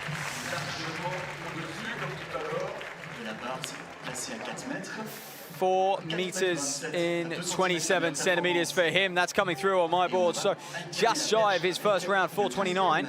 Still going to stay in 5th at the moment.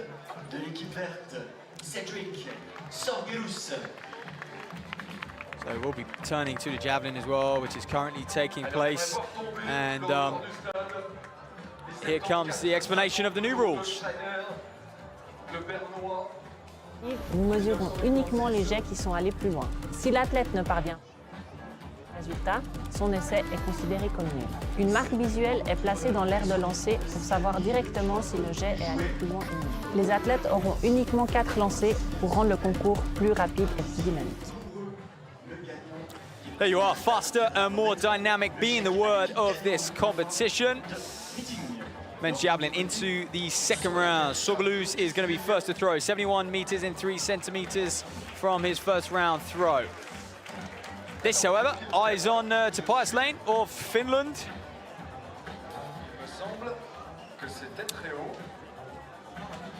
Keeping an eye, that's men's pole vault as well, up on the top there, so just panning to them. So Tobias Lane getting ready to go. He's a man who comes here with 81 meters and 67 centimeters as his lifetime best, former European under-23 champion as well, sits in 3rd place. And a lot of these men in their first round, a little bit off the mark, and to be expected this time in the season. It's all about winning, really, and that's why we've got the teams to focus on. And if he doesn't beat that little red picket out on the infield, they won't bother measuring it, and he gets nowhere near it. So, checker flag up for him. Fouls over as well. And the officials can swiftly grab the javelin, take it back to him, and the next thrower will go. So, Gatis Jaks of Latvia to throw next, and he sits down in 5th. He is capable of much, much more than that. Whether we'll see any more of Jago this afternoon, I'm not sure. I know he's struggling. He's decided to throw without a run-up. He knows he's not going to feature if he can't get that momentum on the runway. And so a lot of height there, to be honest, for Tobias Lane, the Finn. And Finland and Sweden, by the way, having that famous match just a couple nights ago where they do battle. 2 Scandinavian powerhouses in track and field. 2 nations that really do have some incredible coaching and athletes when it comes from the field events as well. Well, here goes Jackson of Latvia, 69.45. Can he get out there beyond his first round flag? No, he can't. Wow, falling well short. Well, conditions are muggy. The wind's picking up a little bit of a crosswind and stuff. But for some reason, it's just not clicking for these javelin throwers at the moment. Jax, you can tell, not enjoying himself in round 2. So 3 fouls so far, and of course, only going to measure those rounds. Here's Kitty Fay, 4:23 in round 3. 3 more attempts for her. They're having a nice rest in between rounds, by the way, these pole vaulters. So doing it for the Greens, who are competing for the win. Oh, okay, failure And that attempt will not count.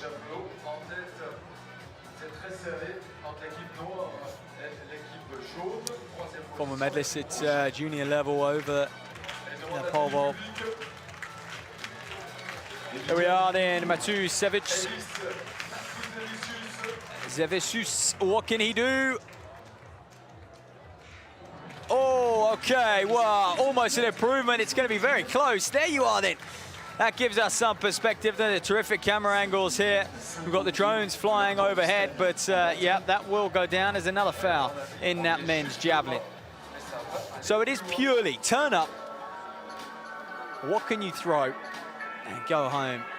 Fast pace, and now they'll just wait for that next round. And I think sometimes javelin throwers and throwers in general like to sort of get that consistency. And well, you can see it's consistent, but yeah, it's really not necessary, is it, to measure all 6. I suppose what will be difficult, what happens on the rare chance athletes get that equal distance? One would presume they would just go into a jump off if this was, say, at a championship level. So, and presume we don't need to be too concerned about that. So then Bonin to go next as well. She wants to move herself up the pecking order, a centimetre behind Moser. Can she overtake her? Clear of that one.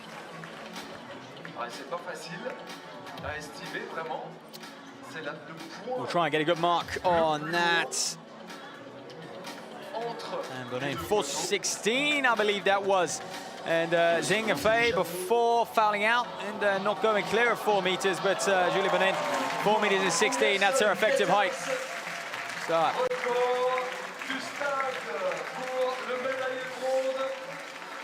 2 more rounds for her men's javelin, by the way. Moving nicely as well. The second round, Jago and Peters are next to throw. Here goes Peters then, man of the moment. Over 90 meters this year. He really has been on fine form. Where's this one going to come in at? Is he going to improve on that first round mark? Yes, he is, no doubt about it, and that's better. Much closer to that 80-meter mark. Still pretty modest by his standards. A double world champion, Olympic bronze medalist from Paris. He is cashing in on what has been a fantastic season. And joking with those meeting organizers beforehand, checking whether they've got enough grass for him, seeing his form in Lausanne and what he was able to throw there. And even that lifetime best of 93 meters is truly, truly mesmerizing, the Grenadian. Well, here's Angelica Moser then on the runway. Getting ready to vault, having a modest competition so far. Way clear, but it's when you go, knocks it off, and this is the problem. So focused on height, gets a little bit closer to that bar. And that's the issue. And so far, what we're learning is that athletes vault a lot better in the traditional format. And, well, it's no surprise you would expect the technique to be adjusted a little bit, but I just think psychologically it's a different event. And I think mentally, you know, time will tell whether they can change their mindset ahead of it. But yeah, there's a lot on the line where you're going for that bar height, isn't there? So Souglou's looking to move on to third round. So Peters, the only man to improve, by the way, on his lifetime best in the javelin. As we turn our attention trackside. What a lineup we have, by the way. This men's steeplechase mile. We're going to hear from Leah Springer, like we have all afternoon, quite frankly, what this event is and how it's going to look.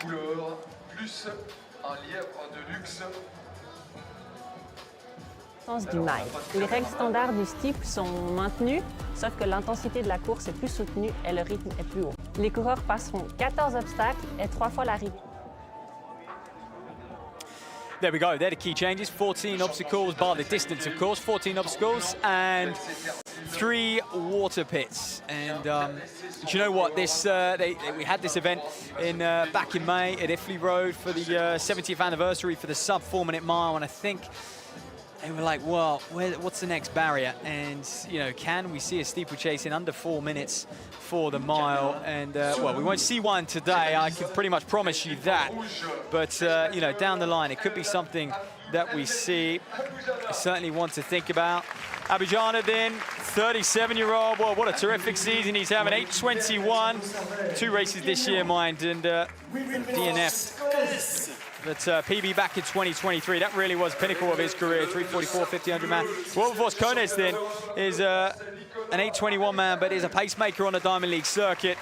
He's done just about every steeplechase this year, up at the front, leading the way. Daru of France, French champion, went to those Olympic Games, knocked out in the heats.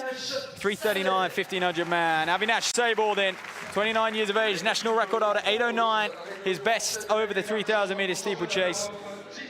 Hardly ever see him over the shorter distances. Jalali Badrani then, 8:05. European silver medalist in 2024 and world finalist. 336 is 1500 meter PB, but this is the fastest man over the 3,000 steeplechase. Sime of Ethiopia. He is a purist. We never see him, quite frankly, in an event other than the steeplechase. Enjoyed the Paris Diamond League. That's where he ran 8:02. DNF'd in Poland a few weeks ago. And pacemaker Michael Curti on the outside.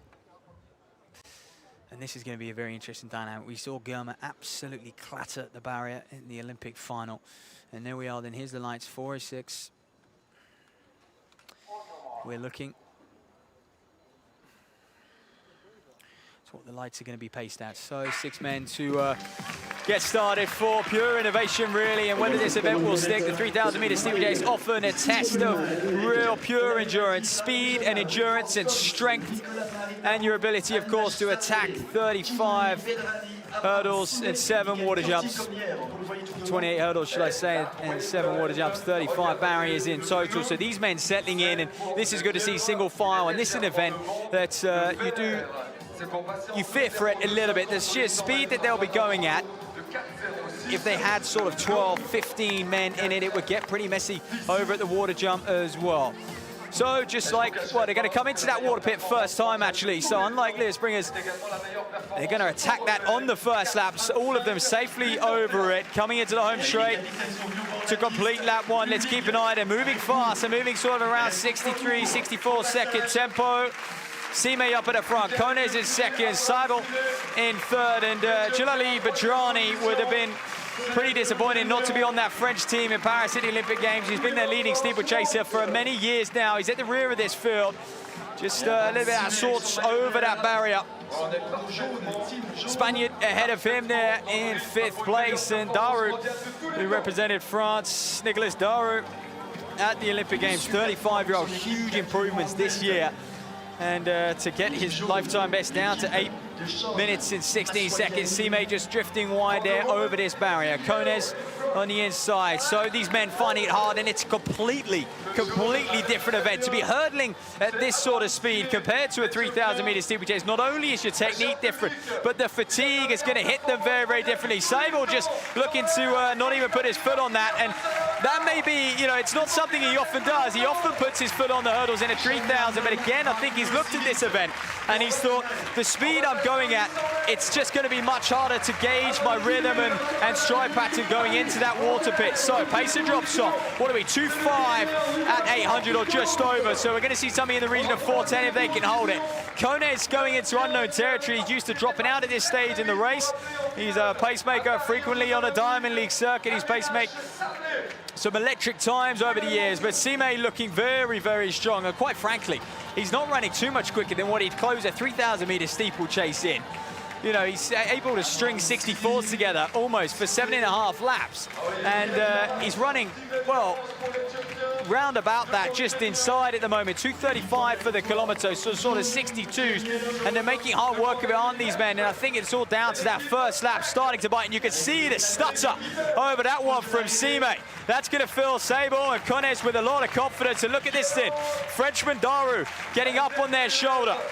He's been moving well over the 1500, 339 man. The others haven't really performed over the 1500. Jalali Badrani back in fifth now. He's overtaking the Spaniard, who's had a bit of a rough season. Sime's still out front. I'm not sure he's going to be challenged at this. Mazrangawi is cheering him on from the infield, as you can see. Go through the bell. Lights slipping away now. We're going to have a big dust up for the minor medals here. Sable into second. Kone's in third and Daru in fourth. Kone's, I saw him out here yesterday running laps and laps of this track, preparing for this one, but perhaps over-preparing as Daru moves into third now, as Kone is starting to struggle, and they're going to get lactic like no other. We see lactic in the 400 hurdles, but really, a mile, the fatigue you get in that alone, it's an absolute killer event, let alone over these obstacles and 4 water jumps as well. Sordin Abraham Sime of Ethiopia dominating at the moment. He's led this one the hard way. Daru is having a fantastic finish. Can he challenge Sime into this final straight? I don't think he's going to get near him. Sime's got to get over this last barrier. He cannot fall. Goes clear. Daru as well in second. So the Ethiopian who's won 8 minutes in 2 seconds this year over the 3000 steeplechase, won the Paris Timing Leagues. Gonna win here and in Fribourg, 4:14.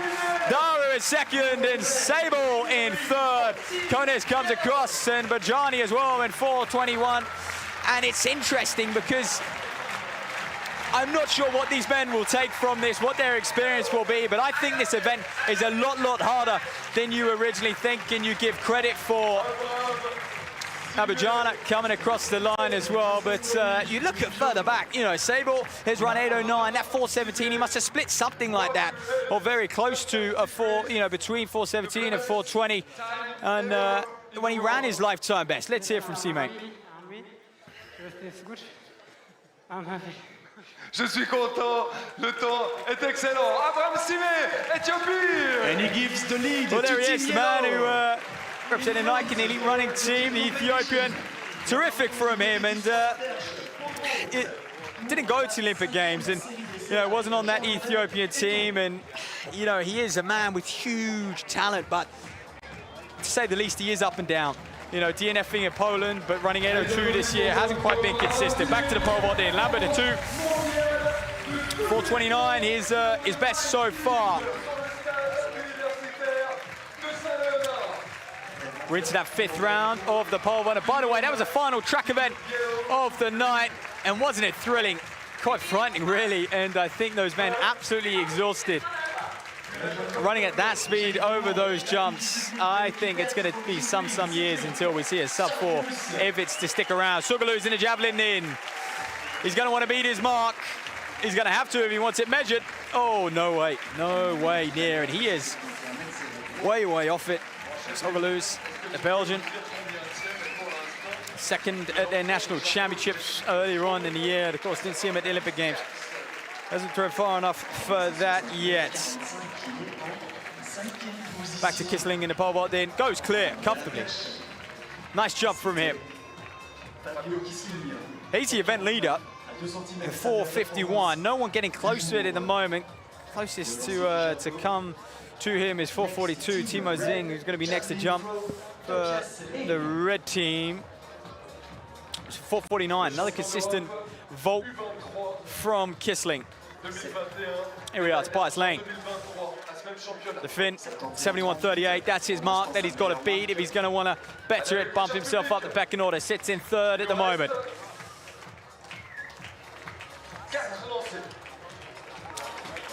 So, former under-23 champion in this discipline. Oh, dear. Dear. Yeah. Well, Jago, by the way, I can't say, is Julius Jago proving to pass on all of his throws. We saw him throw in the first round to get a few points for the team. And those of you who follow sort of British athletics and those national leagues and team scores, or the NCAs and how they score it as well, it does count. You've got to get a mark on for your team. Better than pulling up injured. There we are, Timo Zingden just getting it wrong on the bar. So height way past 4 meters, but coming down on it. So remains in 2nd. Moser in 3rd. Kitty Fay is going to be next to Volt, but in the javelin, Gatis Jacks the Latvian. Again, someone who is capable of way more. I expect the officials to be taking measurement on this one because this should go way clear. Oh, it's tight though, isn't it? Oof. Well, I think they're gonna have to, just in case. I think that's the problem you got. You know, it's all done by the eye. I mean, they're gonna look, but yeah, they're taking measurement. I think they're looking at it going, well, it's far too close, and are they gonna say that's further? They are. Well, looks like they may have got that reading. Nope. Come up on my screen. That will go down as a nullified attempt. Here goes Kitty Faye then in pole vault. His series so far as well. 4 minutes and 4:23 on this 5th round. That's the mark she's got to beat. Also another European under-23 medalist. Hey, that's better. Well, she's over. Whether it's better or not, we will wait to see. I think, like I said earlier, it's you know, one of the things we love about the pole vault. As soon as they clear it, the crowd can erupt, and the athlete, you know, can go crazy as well if they've jumped a PB. But there's going to be that time where they have to wait now, and it's almost, you know, what you've got in events like the long jump and stuff. You just never quite know. But it certainly speeds up the competition. That's for sure. And, well, this is good to see. Athletes trackside, they're enjoying the event, soaking it up, cheering on their teammates as well. And, well, look at Sime then getting some max points for the yellows. And you know what? They are, we're going to have to check those team standings. But from my sort of calculations, I think they are leading the way. And, yeah, do you know what? They're 2 points ahead of the blue team. 35 points at the moment. So Bonin, who goes for the yellows, it's important that she tries to get max points here. And at the moment, 3 points, that's not going to cut it if they want to stay ahead of the blues, who are very, very close behind. And of course, competing for the blue will be Timo Zing, who is ahead of Bonin in these team standings. So, French woman, let's go, Marie-Julie Bonin. Former European Under-23 champion, well clear of that one.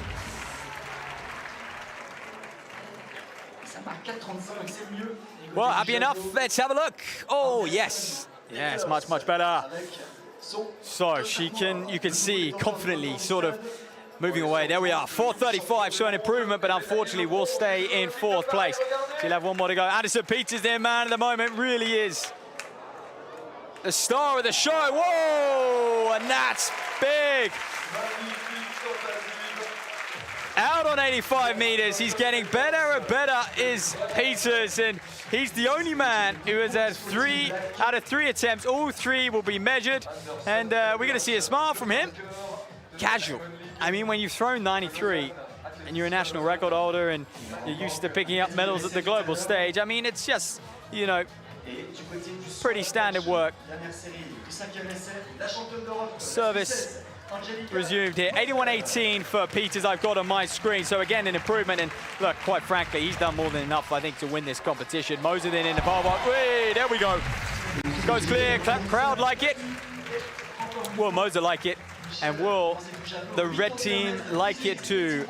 And of course, I think there's no coincidence. She's that red team captain. Swiss colors here. Wow, she soared over that one. To get a closer look. And here we go, 4:47 from Moser. So pushes her up into 2nd place. And she'll have one more attempt to go beyond that. Again, you know, for an athlete who jumped 4:88, you would expect to see her be able to go even higher. But, you know, one of the things Moser has done is she has improved, you know, 4:32 in round 1. 4:41 in round 3, and then in round 5 she's gone 4:49, and I think she is using this competition like she would perhaps a traditional pole vault competition where you're, you know, competing for those traditional heights. So we've got one more round in the pole vault, ladies and gentlemen, and then we've got you know, one more round in the javelin as well, and then that will be the conclusion of this fantastic first time event here in Fribourg in the track lab They call it innovation at the heart of their meeting, and we've seen a lot of things tested from the reaction time, but actually we didn't see any athletes from my records who actually reacted faster than 0.1 meters, 0.1 of a second, sorry. And even though they had the leeway to react even faster, but I would say that really is, you know, once you do react, it's more anticipation, isn't it, than reaction time. But that's probably perhaps, I spoke about changes earlier on in the program to the sport of track and field, and over the last, you know, even century, we've seen very, very little changes. There's just your team standings on the picture, but changes we have seen have come when you look at that false start ruling, haven't they? I mean, you know, pre-2003, everyone was allowed a second chance when it came to false starting, and you really would, you know, you could have 3 or 4 false starts in the competition. Post that, obviously they had, you know, anyone could false start, but then from there the whole field were at risk of disqualification should someone false start again. So that was a kind of 6-year period from 03 to 09 where that false start rule lived. And then from 09 to, you know, into the 2010s, that was it. It was a one and done rule, and that was the changes. And yeah, the reaction time since the electronic blocks have come in as well was considered to be 0.1 of a second. And those athletes getting used to that. And of course, you know, back in the day when they just had the gun, it did used to make a little bit of a difference, slight disadvantage if you were out on lane 8 to when you would just hear that gun. Very, very marginal, but will make a slight difference. Well, enough about false starts. Over to Kitty Fay in the pole vault. This is the 6th final round. So athletes getting slightly less jumps than they would in a traditional pole vault format here. And there she goes, up and over that one, and we reject the vaulting order now. She claps out and performed well for the green team. Unfortunately, sits in 6th place, and she may improve on that 423. Let's have a look what it comes in at, 420, so just below. So she will remain in 6th, and next to vault will be Jean Lambert-Etu. And his mark to beat 429. He sits in 5th place, so can he improve on that? So Moser and Kitty Fay having a good little catch-up. Fay, of course, will be inspired by the Swiss athlete. Well, the photographers have, of course, that responsibility to capture every single moment. And I believe we're going to have a little bit of a closing ceremony here as well. So the party not going anywhere. And we hope you've enjoyed it. And of course, meet organizers, World Athletics, they're going to want to hear your feedback. So take to socials. I want to see the noise that this event makes through the sport of track and field, and these changes might have.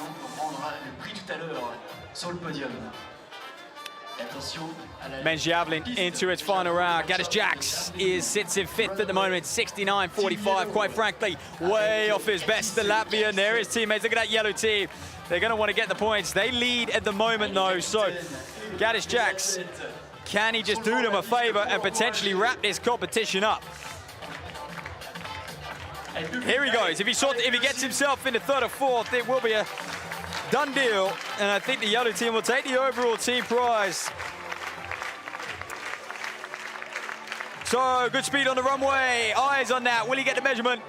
Will he improve? Oh. No, so it wasn't to be for Jacks. Frustrated, rightly so. Like I said, 87.57, former world junior champion back in 2014, 29 years of age, coming into his prime. He's been on the circuit a long, long time. The Paris Olympian. Lambert-Etu then. Swiss athlete, competing for the big team here. Well, he's up and over it. 4 meters and 29 is best.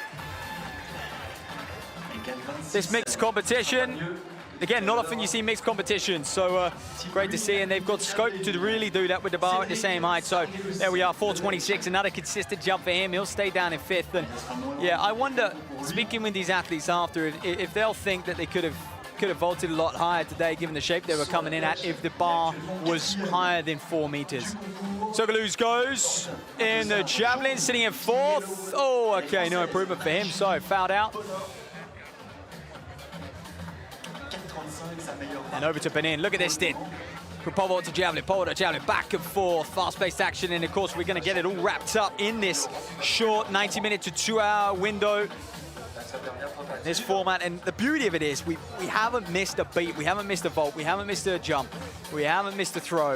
And I think that's important. We want to see, as track and field fans, we want to see those stories portrayed on our screens and unfold in a way, especially when you think about, you know, the lack of time. You do have to tell these stories in a 2-hour window, and that's what's so special about the Olympic Games. Drawn out over a couple of weeks, you can really get to know the athletes, whether it be through qualifying, those days in between, interviews, and the build-up as well. But in, then over, up and over, goal! That's unfortunate. So that yellow team will stay in fourth.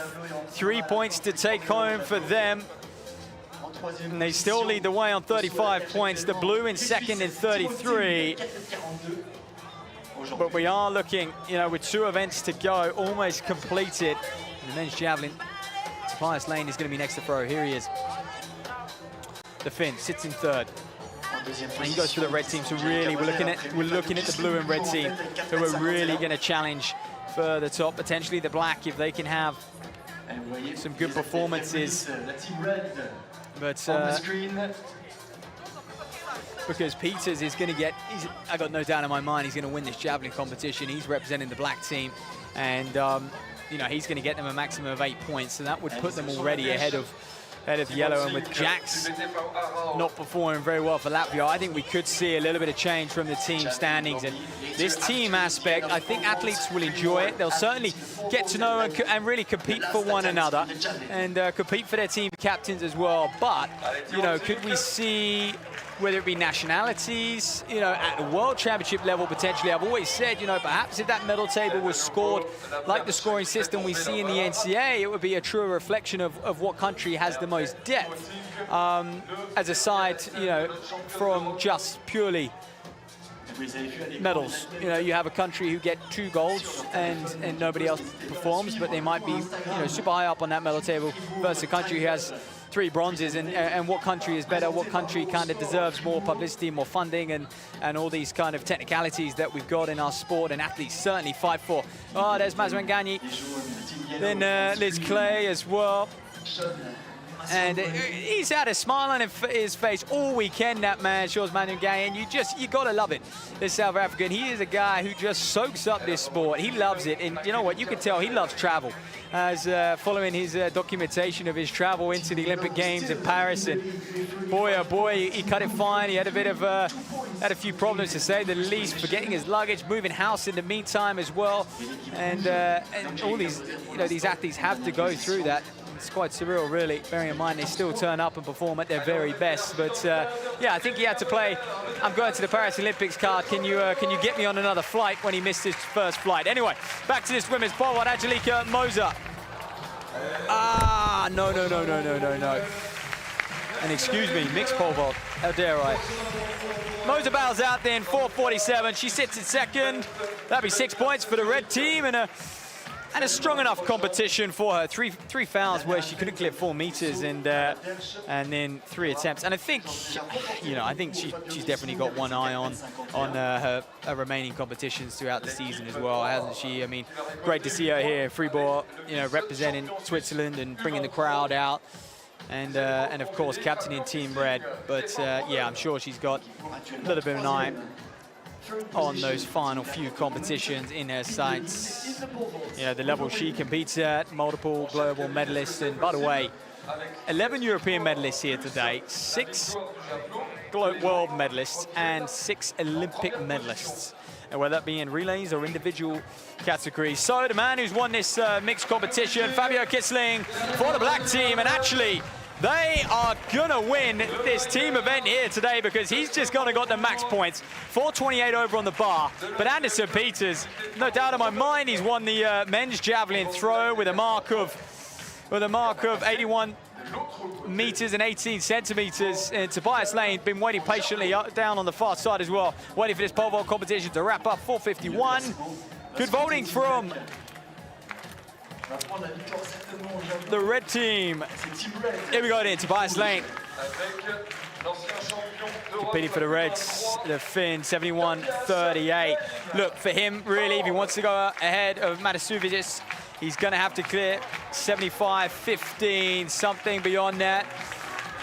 So that would be where the white lines are, ladies and gentlemen. He's not going to do it, is he? No, just a bit of fatigue in him. Taps out, says thank you very much. It's been a fantastic competition. I think he's enjoyed it as well. Whereas Pia Skakowska, she was the red team captain, so she had a close eye on that one. And you know what? I think they're looking at these results, aren't they? So, a couple men to throw. Idis Matusevicic and Anderson Peters to go next. Matusevicic for the pink team. Here we go, he's getting the crowd going, clapping. Some of them just want to key into their own rhythm as well, don't they? So 75-15, he'll stay in second. Unless he can go beyond the 81-meter marker. He can do. He's thrown 89 meters in his past. That's his lifetime best. Oh, well, it's better.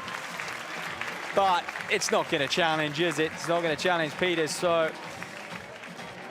And you know what, that will come close. Tina Lim is team captain. I think that will come close to his 75 from round 3. So 4 attempts from these men, bows out. And then final attempt to go. Julius Jaego, by the way, very unfortunately, we saw him throw in round 1, the former world champion back in 2015, Olympic silver medalist, the Kenyan. And inspired a nation, inspired a continent, to be honest with you, when he won that world gold in 2015, Jaego. But this man also inspiring that tiny island of Grenada, Anderson Peters. He's been in fine form all season long. Here he goes then, to not just conclude the men's javelin competition, but to conclude the evening here in Fribourg at the Track Lab, where we have seen innovation across 8 disciplines. There we go, so he really gives it some there. He's not going to improve on his 81-meter mark. But you can see, attacked it with the speed, bows out, and he'll be happy enough. And again, they won't measure it because there was no improvement there. And there he is. Well, he'll look ahead. He enjoys Switzerland, that's for sure. He enjoyed Lausanne a few nights ago, last week. And he's enjoyed this one. So there we are then. Team champions will be that black team, there's no doubt about it. Visser, who kick-started this meeting. Peters, who concludes it.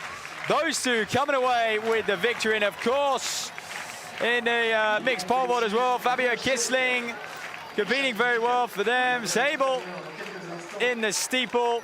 And Diemer in the women's long jump. Lemmix as well, the 200, there we are, so they've enjoyed that one. 20,000 euros, the team prize for that team gold.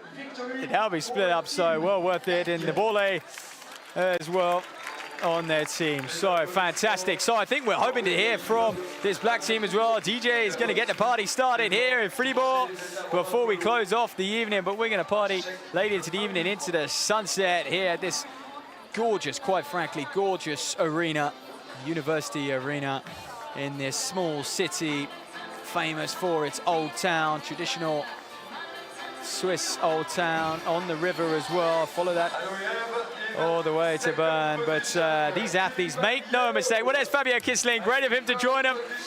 And what a step up for him to be among the stars, really. And these are stars, you know, these are world medalists, Olympic medalists, Olympic finalists, you know, athletes at the top of their game.